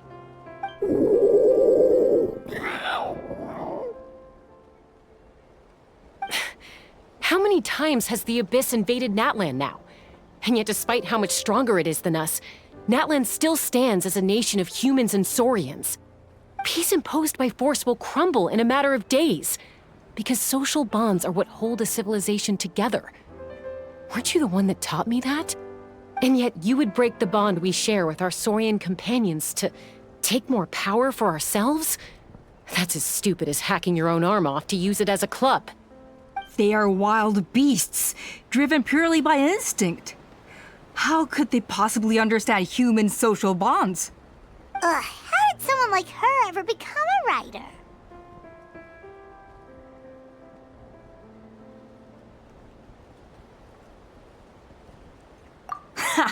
You overestimate them. They bow to the strong and shun the weak. That's all there is to it. They never gave Tepal a second glance when he was at his lowest, nor me when I returned injured from the Cinder City. It's all about survival of the fittest for them. Plain and simple.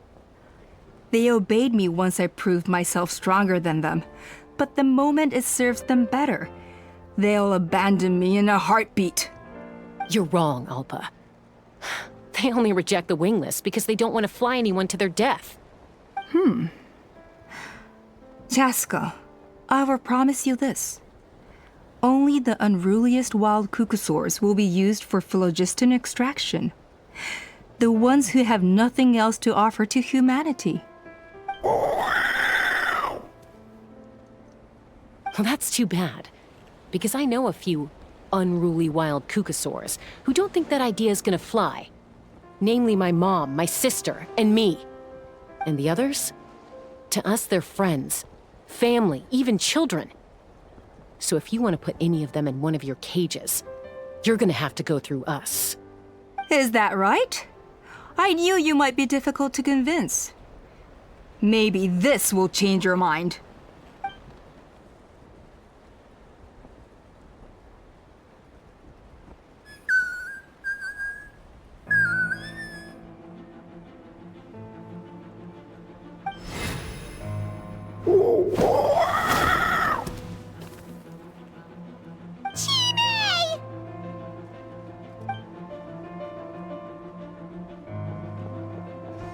Alpa! Careful! Don't make any rash decisions. Unless you want to see her suffer. Oh no, that's one of the extraction cages! I told my subordinates to take control of the tribe while I was away. Luckily for them, our strongest warrior and our most powerful ally aren't there to stop it. Take control? What are you planning to do with Mutota and his supporters? Merely accelerate their inevitable downfall. They cannot stand in the way of progress forever. It is not the move I wish to make, but I'm afraid you and your friends force my hand. And since you insist on imposing me too, I have no choice but to keep you here until the dust has settled. So that's what you meant by I just want to talk. You never intended to negotiate. You just wanted to stall us. No, Chasca. I genuinely hoped I could win you over. You are the strongest warriors we have.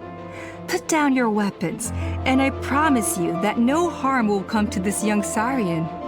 I just need you to stay here for the next couple of weeks or so, while my people consolidate their power.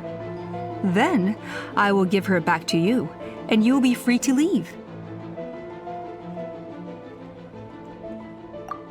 As long as the majority supports our vision, even the Pyro Archon cannot meddle in our internal affairs. Your vision is deranged, and the Flower Feather Clan will never support it. You sure about that? Then wait here and see. Time will tell. What do we do? Even if the whole tribe fights back, Mutota's in grave danger! Stop delaying the inevitable! Drop your weapons and get into the cages, now! She's still holding Chime hostage. Is there really no other way?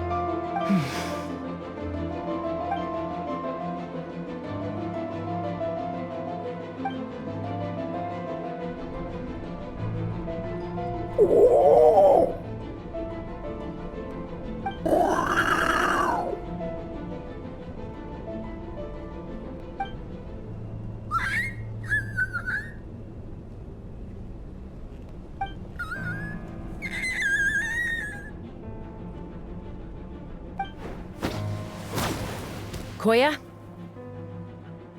Huh? What are you yapping about? Stand down, Drop your weapons, now! This instant!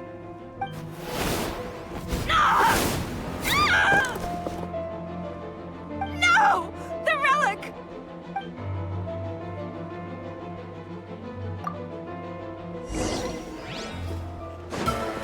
Allow me! Let her rip! Shot clouds high! The bird's calling! Fire in the hole! Give up, Alpha! We're negotiating my way now, and this ain't your strong suit. Hey! Something's up with this relic! I got it. Cool it down and watch.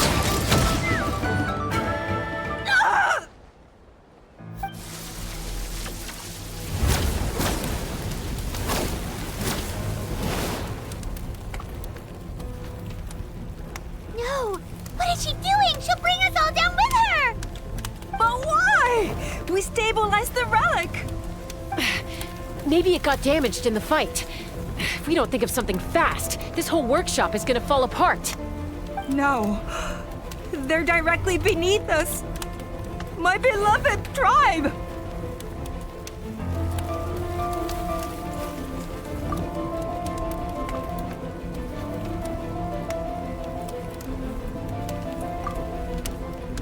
Okay,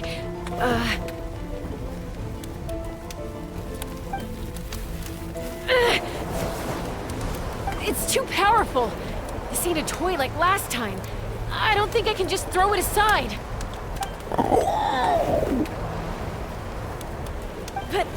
But we need to get it far away before it explodes. Then the tribe will be safe, and so will this workshop.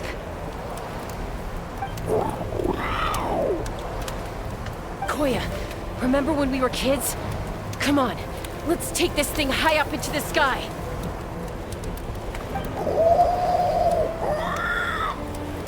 Don't worry, I know I can get rid of it before it explodes. We're talking some surface wounds at most. All I need is for you to catch me at the end, just like old times.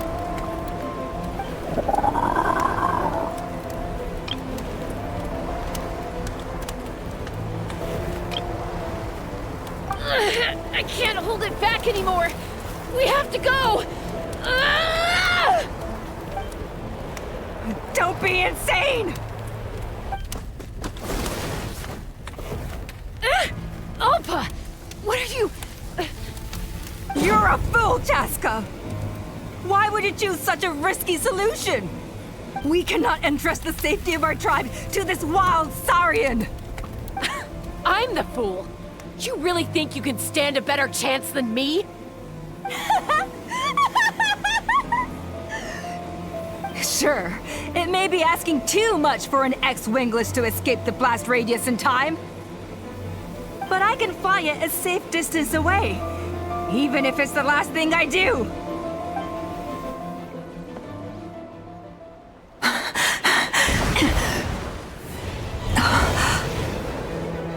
Here, these should be high enough to save the clan. What? You don't get to die a hero today.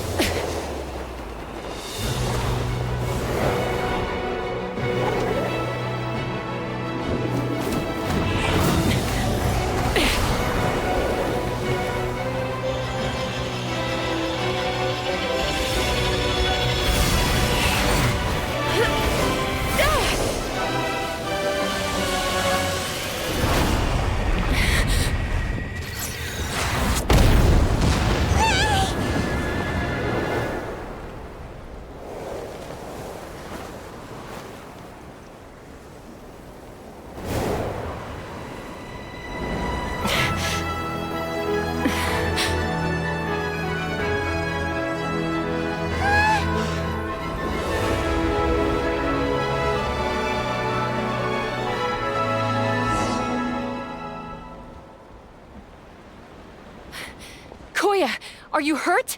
Let me take a look at you. What do you mean, I'm fine? Didn't I tell you to catch me on your back? Why did you try to shield me from the blast?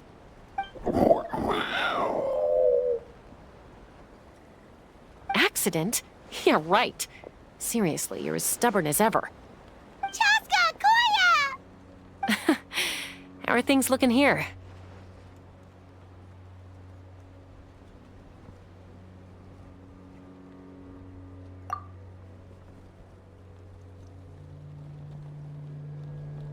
I think that's putting it mildly.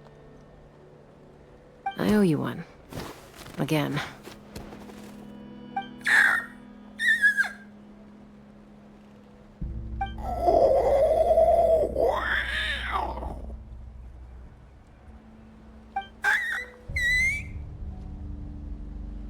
Oh, but be honest. Do you still think Kukasaurs can't form bonds? Mom, I'll figure out the refinement problem. I'll find a way. You don't need to worry about it. I just need some more time. That's all I ask. Please just trust me. Just this once.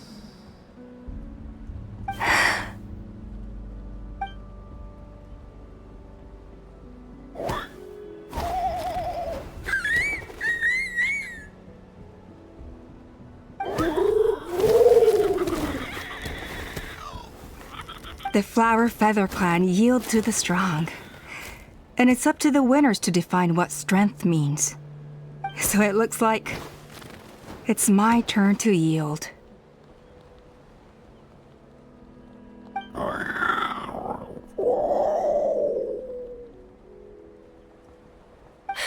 Koya! Koya!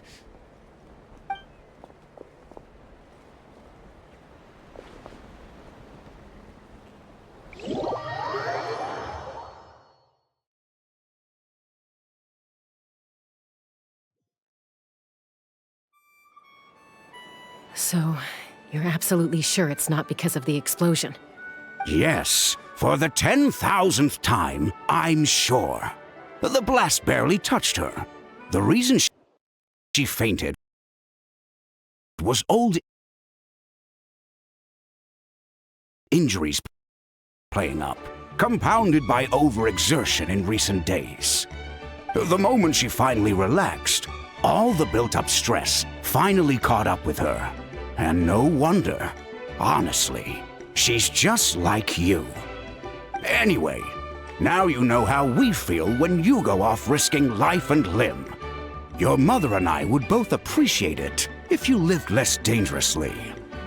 You know she wrote to me from the Masters of the Night Wind, just to scold me for not doing enough to keep an eye on you. If she wasn't so busy with work, you can bet she'd come back here and chew us both out in person. I'll find an opportunity to apologize to her. I promise. You'd better. No more avoiding us, okay? And don't get me started on all the checkups you've missed. Got it. Got it. Huh? Koya? You're awake. I'll go let everyone know. Hey, but we're not done talking.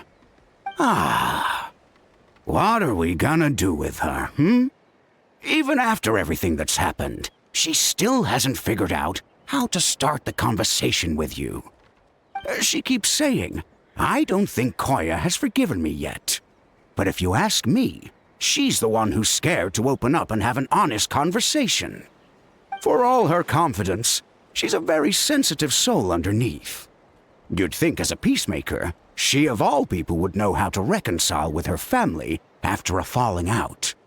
She must have been a handful growing up. Thank you for being there for her. And of course, thank you for keeping her safe when you were up there in the sky. Koya, Uncle Cusco, we're here!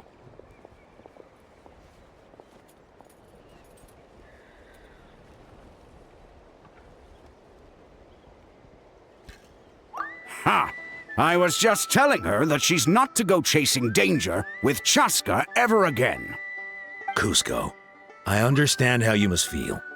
But it's all thanks to Koya and Chasca's efforts that the airborne workshop didn't come crashing down on our heads.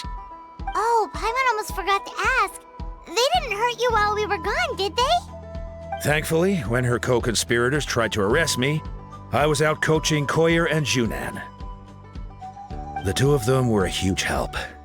They took care of things while I went around rallying the resistance. So, in the end, Alpa's would-be revolt didn't really get off the ground. And as it turns out, not all of the Wingless want to see our dear Saurian friends replaced with phlogiston-powered gizmos. I'm so sorry you got mixed up in this, by the way. We should have caught on to Alpa's scheme sooner. We could have saved so many Kukasaurs from getting hurt. Most of the airborne workshop has now been dismantled. We've just left one small, harmless part intact, and repurposed it as a jail for Alpa and her cronies. Let's see how they like being locked up in a sky prison.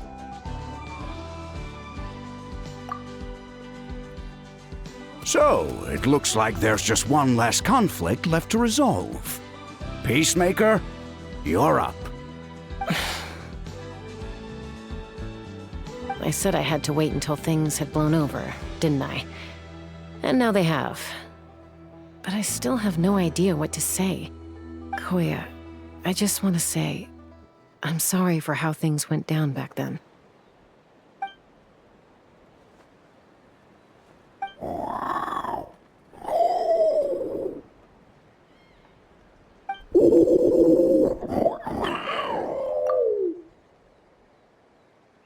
Huh? Does this mean you're not mad at me anymore?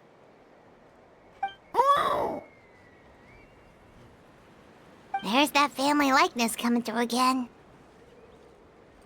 But that day, when we ran into each other...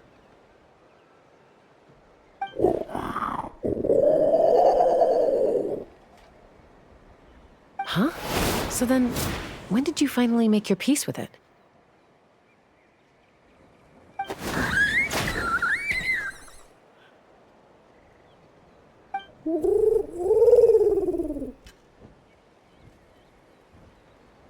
It's Chime and Chimpu. They're here too.